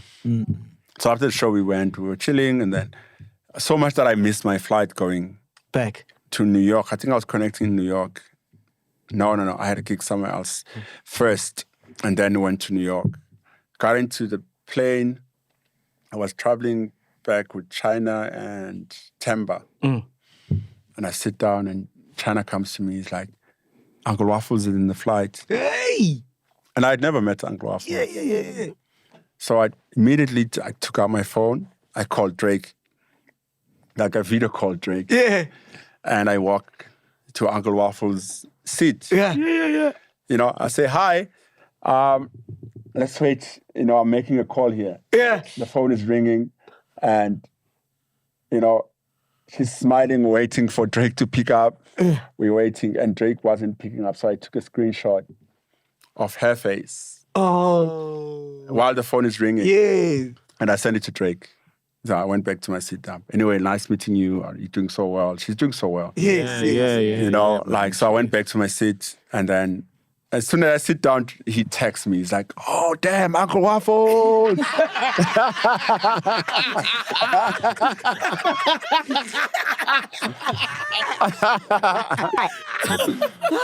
crazy, man. Wow. Is he wild, though? Is it like, what's the craziest thing you've seen him do, bro? No, nothing. He's not wild, ne? No, nothing. The wildest thing we did recently, I had a show even for me, Yeah. I had a show in Atlanta, and I have a good friend there, Coach K. Coach is a big player in the hip hop space. He co-owns Quality Control. I don't know, but it's Quality Control signed Migos, Oh, they sound me. that label. Okay. Wow. But he loves house. So every time, he comes to my shows, and so I'm in his town, he's like, I got you. We went for dinner. He's like, we go to your gig, and then after, Wow. I co-own a strip club. We go to the strip club. And I'm like, I actually have never been to one. Whoa, not even Summit. For real? Wait. I want to hear the story of. Oh no, you were booked at Summit or Royal, but you found out.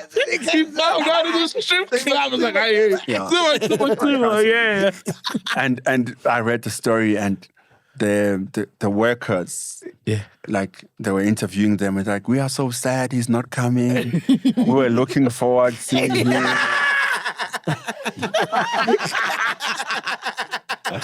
Like, I feel bad. So yes, Atlanta, yes. We go to the dinner. We go to the club. I play my set. It's like, we're going to my strip club. I'm like, I have never been. And this is Atlanta. It's known for. Yeah. know? ETL. And he had said to me, Lil Baby and Drake are making an album. It's possible that Drake is in town. I'm like, whatever. Straight from the club, we pull up at the strip club. We park. We walk in. At the door, I meet Drake. Sure. Whoa. We meet at the door, like with my guy. Drake is managed by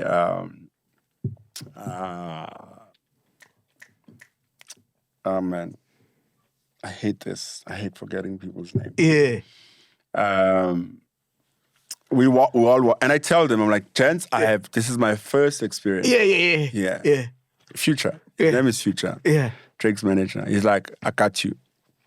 So we all walked in. Obviously, I'm not going to see where Drake is sitting in the club. Yes. You know, for me, it's I know.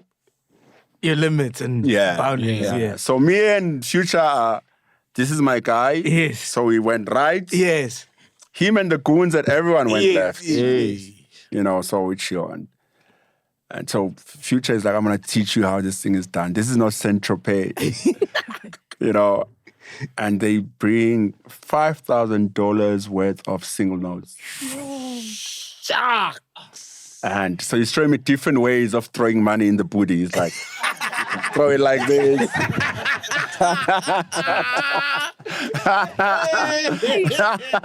Raining. Where? You can make it rain like this. He's like, you can put it on the fish stocking, like a fishnet stocking. Here, and it sits there. But it was so weird for me to be in front of naked people in public. Yeah. I couldn't comprehend. Yeah. In a room, like, okay, damn. But Also, damn. So it was such a mind fuck for me to be in a strip club. And then, so half the time I was on my phone. Yo, you're lying. Yeah, half the time. Man. And she was like busy, like bouncing. For real. I was like, and I had a stash of money, like $5,000. But I'm like, man, this is weird. I'm on Instagram. I'm like, I'm tweeting a guy in social media. They're clapping back. They're clapping in your face. Back. They're clapping The back. palms are clapping here. So every now and then I'm like, Hey. I throw the money and then I go back to my phone. That's a funny story, man. Oh, man. Have you gone back to the club? Have you gone back though Where? to a strip club? Was that No, the only no. experience? So when I came back, what's the one famous one there? The Grand. I went to the Grand. Grand. Yeah. So we were a group of people who went to Casper's thing. As Casper's party, everyone's like, let's go to the Grand. Because now I'm like, I'm a strip club guy. So I'm like, okay, let's go. And what's crazy is we got there, we just went to the food section, and we left. They've got Oh, man. I didn't see it. Ghost Lady, last question. Anything you want to ask him? Okay, you were talking about the time when you work with artists. So have you ever had an artist who lost out on an opportunity to work with you just because they were not patient enough, like for the process? You see how you are very particular and sending back the music back and forth. Yeah. Like, are there any artists that you know that, okay, No, the thing is, because I know... Ghost Lady, Black Coffee is here, and that's what you're going to ask him. what should I ask? You want controversial What shit? is money? She must ask you about all the things she's been saying in my absence. All the things you were saying in my absence, ask me now. Please remind me. I am here. Remind me. What is it? Hi. You said so much you don't even remember.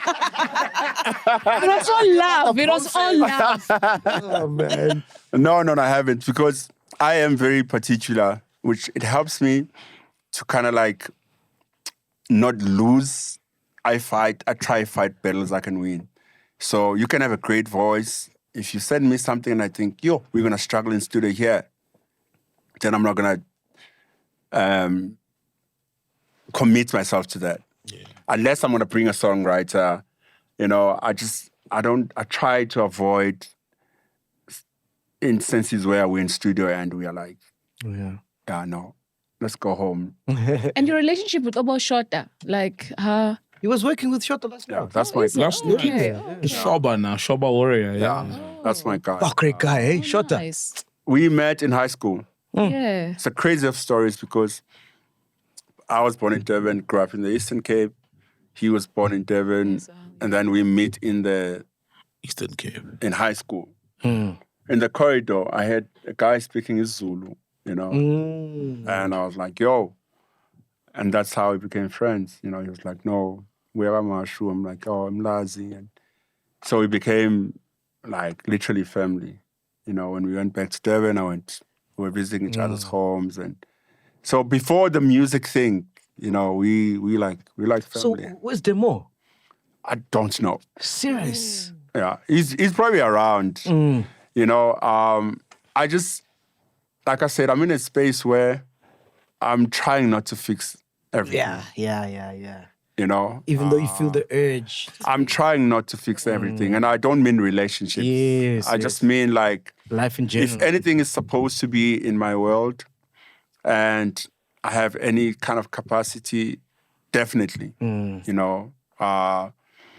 Like I was trying to call Drake for for waffles, yeah. And what I'm not mentioning is when I went back to my seat, she was with a guy, and the guy was asking her like, "What's up?" And then I told him, I'm like, "Oh, I was trying to call Drake."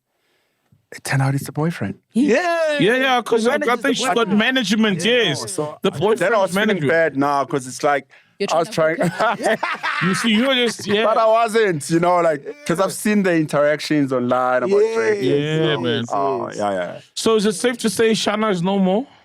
It is. It became normal a long time ago when there was like solo careers. Obviously mine was the first one, and then Shorter was the second one, and Demo had his own. Demo did have, Yeah. So what happened then is people would come try to book us for China gigs. Yeah.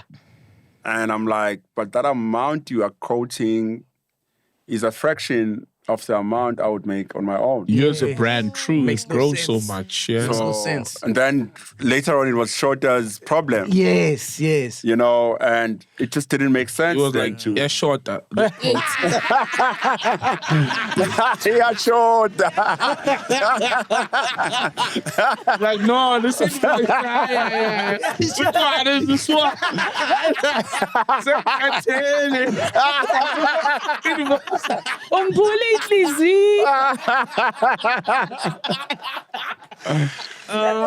So yeah. So it would not make business sense to even do anything and create an album because unless it's for fun, because I could never just like go to a Shana gig over my own. Yeah, no one goes into business to lose money. Essentially. Yeah. No, and that's where we need to be as artists, man. Yeah, and I speak about this all the time, where we need to be so strict about work, and I just forgot what it's called, this account on Twitter where it's a house music account and they do, what is that thing? Where they do like conversations. Yeah. They open a space. Yeah, space. Yeah. And they invited me and I was talking, about, I'm like, if you're serious about your work as an artist, you need to be like serious all the way. Meaning, how much money did you make between July and December last year? Yeah. Yeah. Have quarterly results, just like any other business. Yeah, I know. Yeah. Because my wife spends all of it. I do know it's a problem.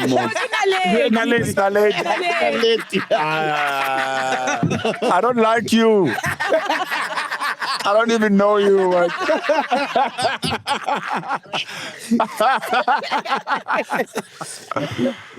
So it's such an important thing because every year you're supposed to get to a space where, and I was saying earlier, it's so hard with our industry because it's a non-existent industry. Like how it works in Europe where I work is, I'll give you an example. If I do shows in Paris, Nice, Monaco, I'm going to go to specific clubs in those three places. Yeah. This year. And then next year, if someone else better comes, we're going to let the other guys know that there's better offers. Yeah, so they up their offer. Let them shine. Yeah. So we still go to the same place.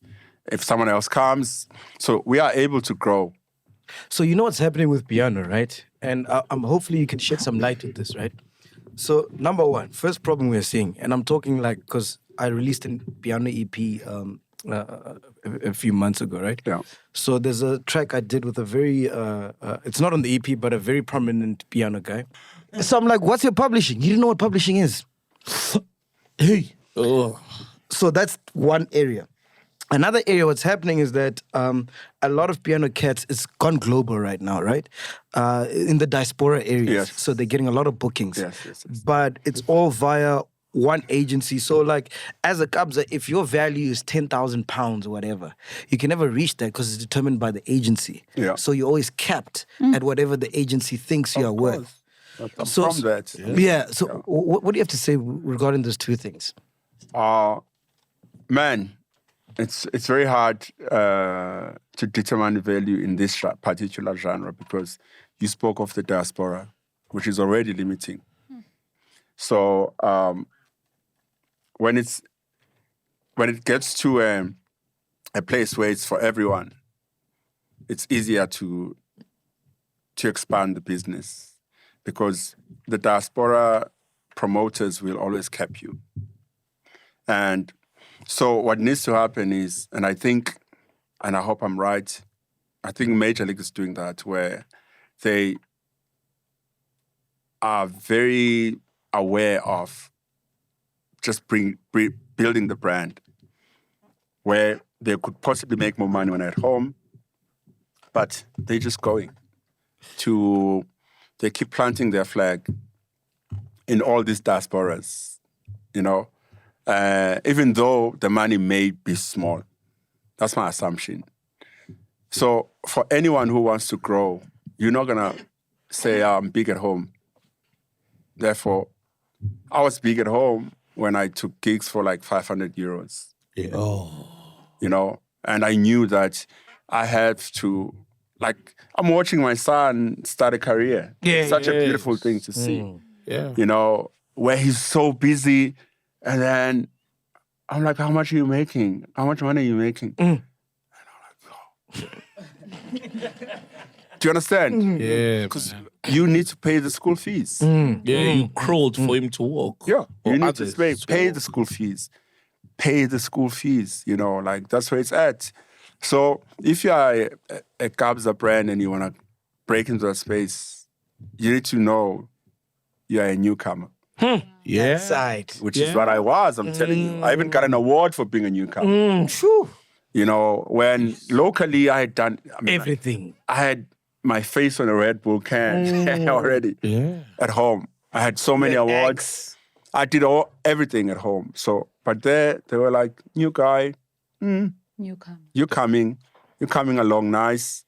And you kind of like have to go there and build and build and build. Because when you're building, you are not building yourself. You are building the genre.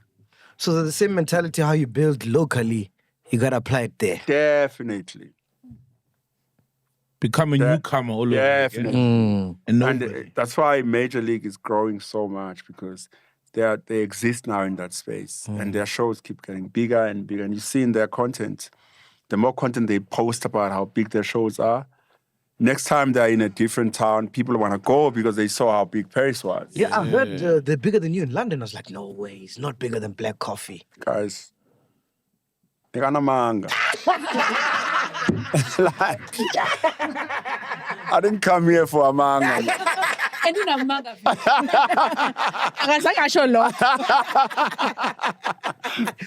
Shit, man. Peduka, any question you got for? Bro, I heard a story about Beyonce. I think it was Beyonce, and you were like, you were not ready. So you turned down an offer to work with her. Whoa. What's happening there creatively as far as collaboration or with Jay-Z? Do you feel you're ready now? Like, it goes back to what I was saying earlier about like fighting battles I can win, you know. I think when the time comes. So after that, I did the gig in LA for them. I mean, Jesus still had my number. So following week, he was like, man, amazing set, you know, can't get over the party. And now I'm like, I don't know how to. You know. You know, I'm like, oh, thank you, sir. 2 weeks later, he says the same thing. Wow. And then he's like, but do you have music for B? Yeah. Yeah. Then I'm like, okay, I'm done with you. Sure. So I don't respond to that because I'm like, you know, and also what would make me ready for that is just like Drake, you know, get on a plane, let's be in the same room, you know, and that's how I want to work now. I don't care if it's me who wants to work with you or vice versa. If we must make music, because most of these artists will be like, no, send stuff. And when they're saying send, they don't mean a beat. Hey, You must send a full song. is it? Yeah. Full song meaning with lyrics, everything, chorus hooks. They just want to listen. You know, And like that's how it works there. That's why the songwriters there. But what you don't know is there's even specific songwriters for specific artists. Like Rihanna is a specific songwriter that sounds like her on a song. Whoa. Yeah, it's same as Justin Bieber. Like sounds. So she wants to hear how the song is gonna sound when she sings it. Yes. Whoa. Yeah, so That kills the fun, though. the demo is not for them. It makes work like this. Oh, Yeah. It's a factory. They know how they're gonna sound. They're like, oh, this song is dope. Yeah. I can change this. I can change. Yeah. So I think that's the only way that it can work, where we can be in one room, and otherwise, when it comes to like send a beat, no, I think I've outgrown that space. Fair enough. And also, lastly, you, Nelson Makamo and Latuma started like a school Well, thing. we started an entity. Yeah. We bought a building together in town, which was like our headquarters. And I was having a conversation yesterday about it. The bigger dream there is to create education in our spheres of work. You know, one of my biggest ambitions is to create a music school. Yeah, man. Yeah. You know, and so I shared this with them, and they also want to do the same thing. So we would like to then have a mini college of some sort, where it's fashion, art, and music. Yeah.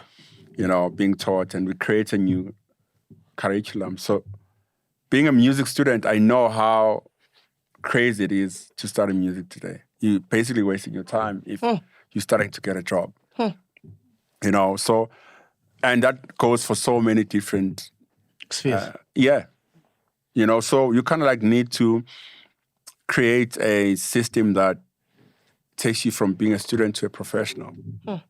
So, like in my music space, if someone came for 3 years, the first year she wants to be a singer, so that first year, her final year recital is her single. You know, second year, final year recital is an EP with features. You know, final year is an album. Whoa. Final year is a launch of the album. So when we say bye, you're an artist, and we say bye to you. So practical. So I want to create a system like that for music, and kind of like duplicate it across, so that we create professionals, not people who have paper. Ooh, beautiful. Yeah. So that's the bigger dream. How much is your net worth? Right. Mine? I don't know. Something close to like 5 million rands. A day. Yes, No. a day. You know how was the room went so quiet. Hey, you got jokes, bro.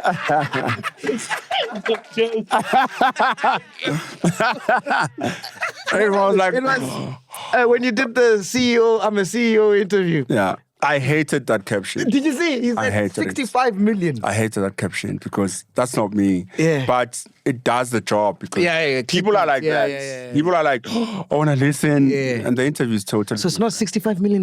I don't know, man. So you could cure load shedding. I don't know. I don't know. I don't even know how this thing is calculated, you know. Do you experience load shedding? I'm neighbors with the president. Oh! He's in Sandhurst, man. What are you talking about?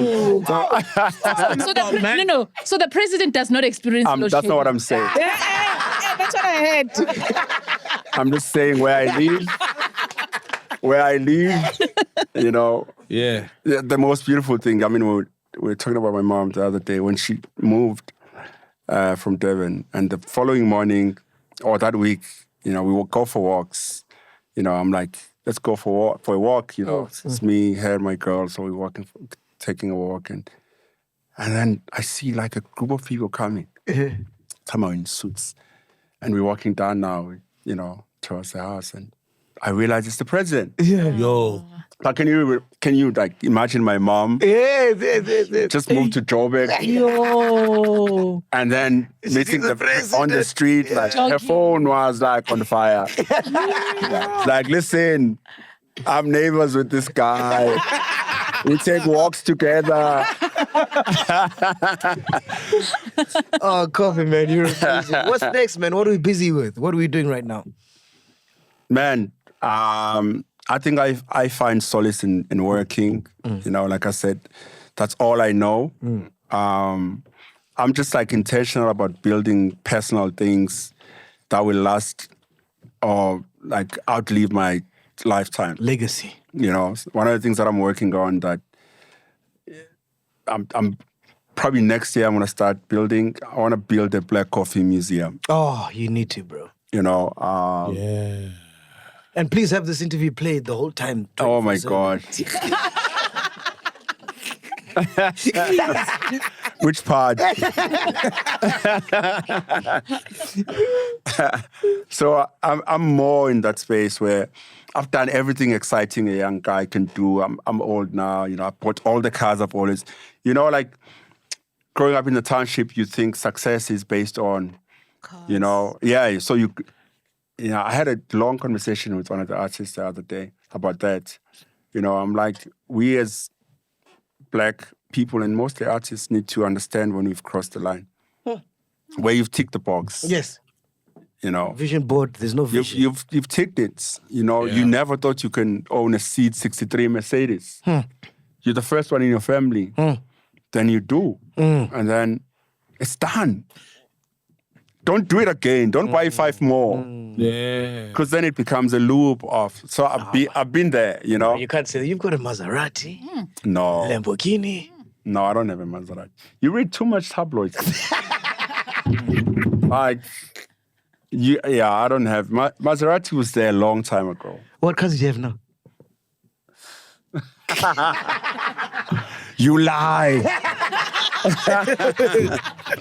They told me about you on Twitter. They're like, you must be careful. When he says you lie. You lie. You lie. That's when he's milking you. No, but I'm not saying shit. No, but I understand what you're saying. I'm an OG now, man. Like, I used to, I would tell you everything about my personal shit, you know, like, free. You know, I would tell you how much I earn a gig, because it was such a big thing for me, too. Of course, yeah. You know, it was new. Yeah. You know, so I think I've passed that new money phase. Yeah. And it's, if I don't, then I'm on that same loop as well. I'm gonna keep making the wrong decisions, you know. So I think I keep private things private, you know. So I don't know my net worth for sure. Oh, wow. I don't care about it. You know the craziest thing about Virgil? Yeah. He works so hard and he told me he doesn't know how much he has in his bank account. Oh, that's crazy. Yeah. He says, I don't know. He doesn't check it. It just Obviously, he has a black platinum Amex. You could do whatever he wants to do. And probably like $1 million max. But he didn't care about, if he wanted anything, he goes, you know. So do you have any other business ventures that you're into? A lot. A lot, ne? Yeah. Is that for the kids? That's for... It's for me. What are you talking about? It's not for the kids. They must do their own shit. It's for me right now, you know. But the whole idea is, you know, it's one of the reasons I'm building that house. I want my kids to have a home. Yes. You know, I grew up living in between these places, and it's one of the things I yearned was, you know, have a home and say, this is my room.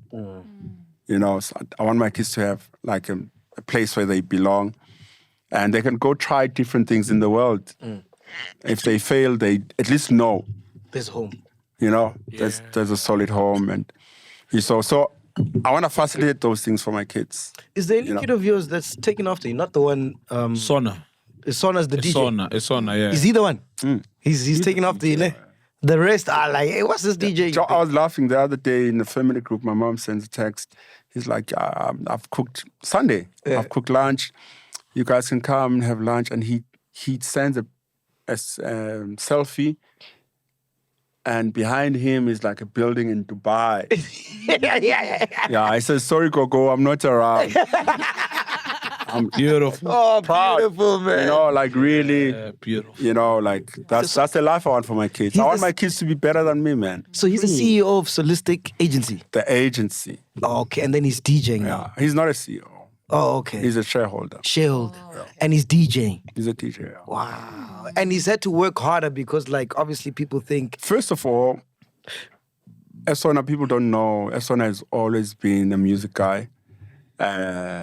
if you remember my song We Are One, he sings on the song. Oh, that kid. There's a kid there. There's a kid voice. Oh, it's been a minute. Yeah. That's him. I also sing on the song. So basically the song is 3 generations, where it's Brahus, and then I sing the We Are One, the grown-up one. Yeah. Then I put him on and he was like a kid.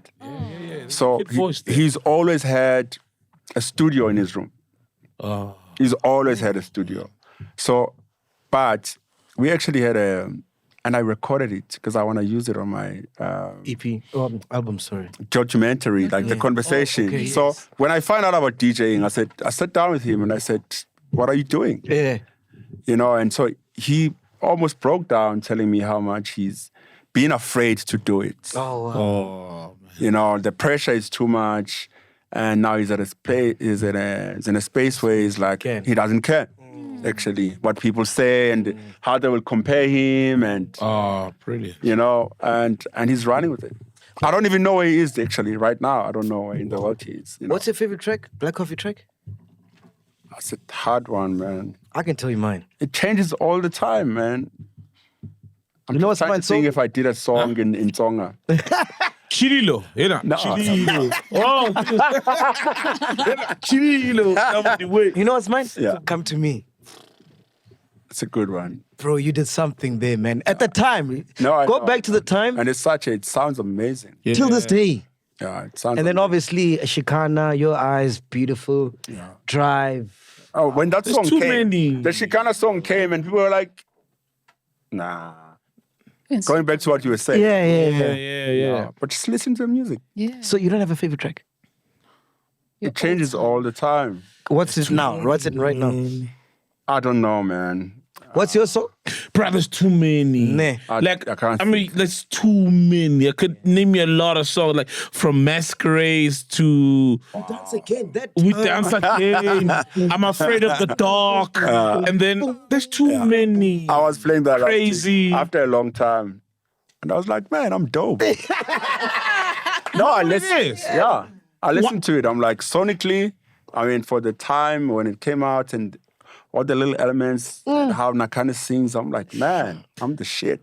Garden of Eden. Oh! Garden of Eden is my favorite song, man. Oh, remix here, Can't Falling. Oh! I love that one. You see. Yeah. Like, there's too many. I love that one. And I actually approached him to do it. Oh, yes. Yeah. I had the song and I was like, man, can I please remix the song? Yeah. Kent is another one. He's another. Forget about And it. he's coming back, yeah? He's coming back. Yeah, he's in studio. He's coming back. Like, now, it's coming back. We're trying to do a song together, by the way, for his album, yeah. Guys Shut wanna up. kill Can't us. wait for that. No, Kent is a solid artist, man. Yeah. Yeah. In closing, man, we normally ask the guest. Don't make it controversial. No, man. Do you see controversy? I'm a father, man. So am I. Of two. Shame. Bro, he's a father of how two. He does have 2 out of wedlock. What are you talking about, dog? And you're bragging about 2. Nah, this nigga. Shame. We normally ask the guest, what do you want to be remembered as, ne? But I want to ask you this question in twofold. What does Nati want to be remembered as? And what does Black Coffee want to be remembered as? Nati wants to be remembered as like a good father to his kids, and someone who, really came, and so it's more family.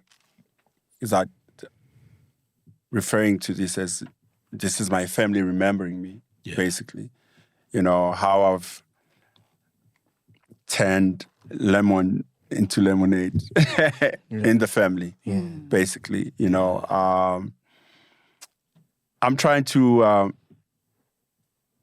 not just for myself, man, I'm trying to do that whole, what do they call it? Generational wealth. Oh, yes. Because we're the first of our generation to... That's one. You can be successful on your own. Yeah. But I really want to do something like really massive, So I want to be the first guy in my family to put my family in an advantage. Forever. Yeah. And Black Coffee is just like an artist who really stayed in his lane. That's what I did. Like, no matter what, no matter what people tell me to release, and history to show you, I always do what I want. Musically, because my gift or what I hear is specific to me. And I want to be known as that guy who was true to his ear, and from what I make to what I play, and I didn't come here to compete with nobody except for myself, and continue to be a better artist. And yeah, that's it. Who do you spend more time with, Nutty or Black Coffee? Black Coffee on weekends. Nah. That guy's fun. That guy on weekends. Yeah. Because that's when I'm like, you ask me about a private jet. And my team's like, listen, you have this trip, you have 3 cities to go to. This is how much it's going to cost if you fly a commercial. Yeah. This is how much it's going to cost if you fly a jet. And Black Coffee says, let's go to jet. I'm like, my guy. Listen, man, I just want to say on behalf of the team, man, thank you so much for spreading your spotlight on us. Because this interview is massive for us. You were talking about the platform and the importance of it earlier on. Yeah. But you just being here is like, on Twitter, you got that blue tick. Stamp of approval. Verified, approval, man. You know what I mean? I mean, Drake might fucking watch this, man. Drake, I love you, my nigga. No homo. Yeah, take us to a strip club, Drake. Wanna go to a strip club? We know we're not gonna be on our phones. We promise. So this is really big for us, man. And like, fuck, man, it's been amazing. And I want to thank you so much. And you've always been like that. He gave me a bright story because he played at my 21st. Yeah. I didn't invite him. I didn't book him. But he was there rocking.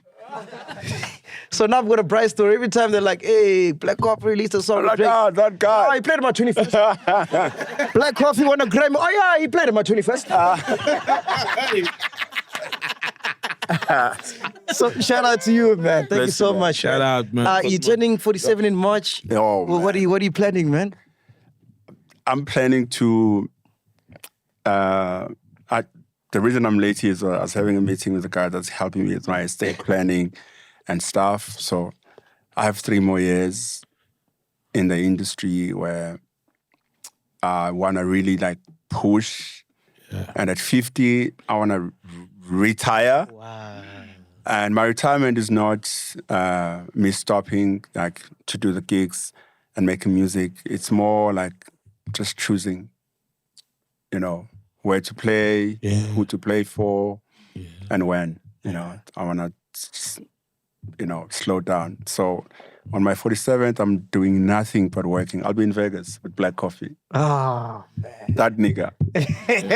And so between now and then, this 3 years, do you have like some finite like goals and plans that you said, I want to do this? With the museum next year? The museum, yes, one. Documentary, yeah.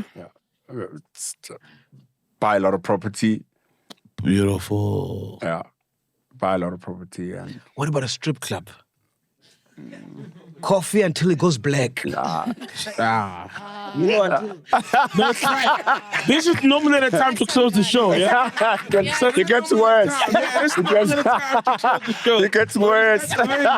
Well, that's driving, Jay. When there's no off-ramps. Round of applause for Mashabela Studios. Thank you so much for hosting us. If you want to record your email, podcast@mashabela.co.za.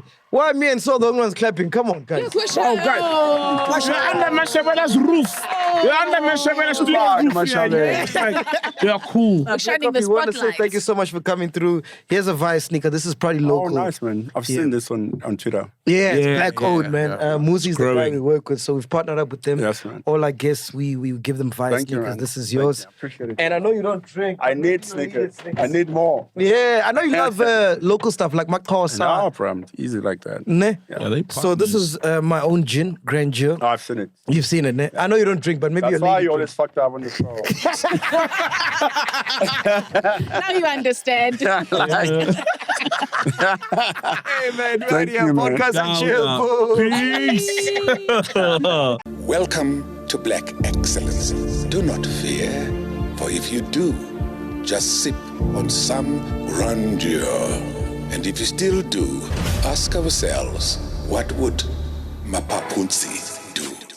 Phakama chila, ixesha lifiki. Ungoyiki, even if when they ask you, awusabi yini? Do not fear. For if you do, just say, Anistivi. This is the medicine of censorship. This is the pill. Which one is that one? Podcast and chill.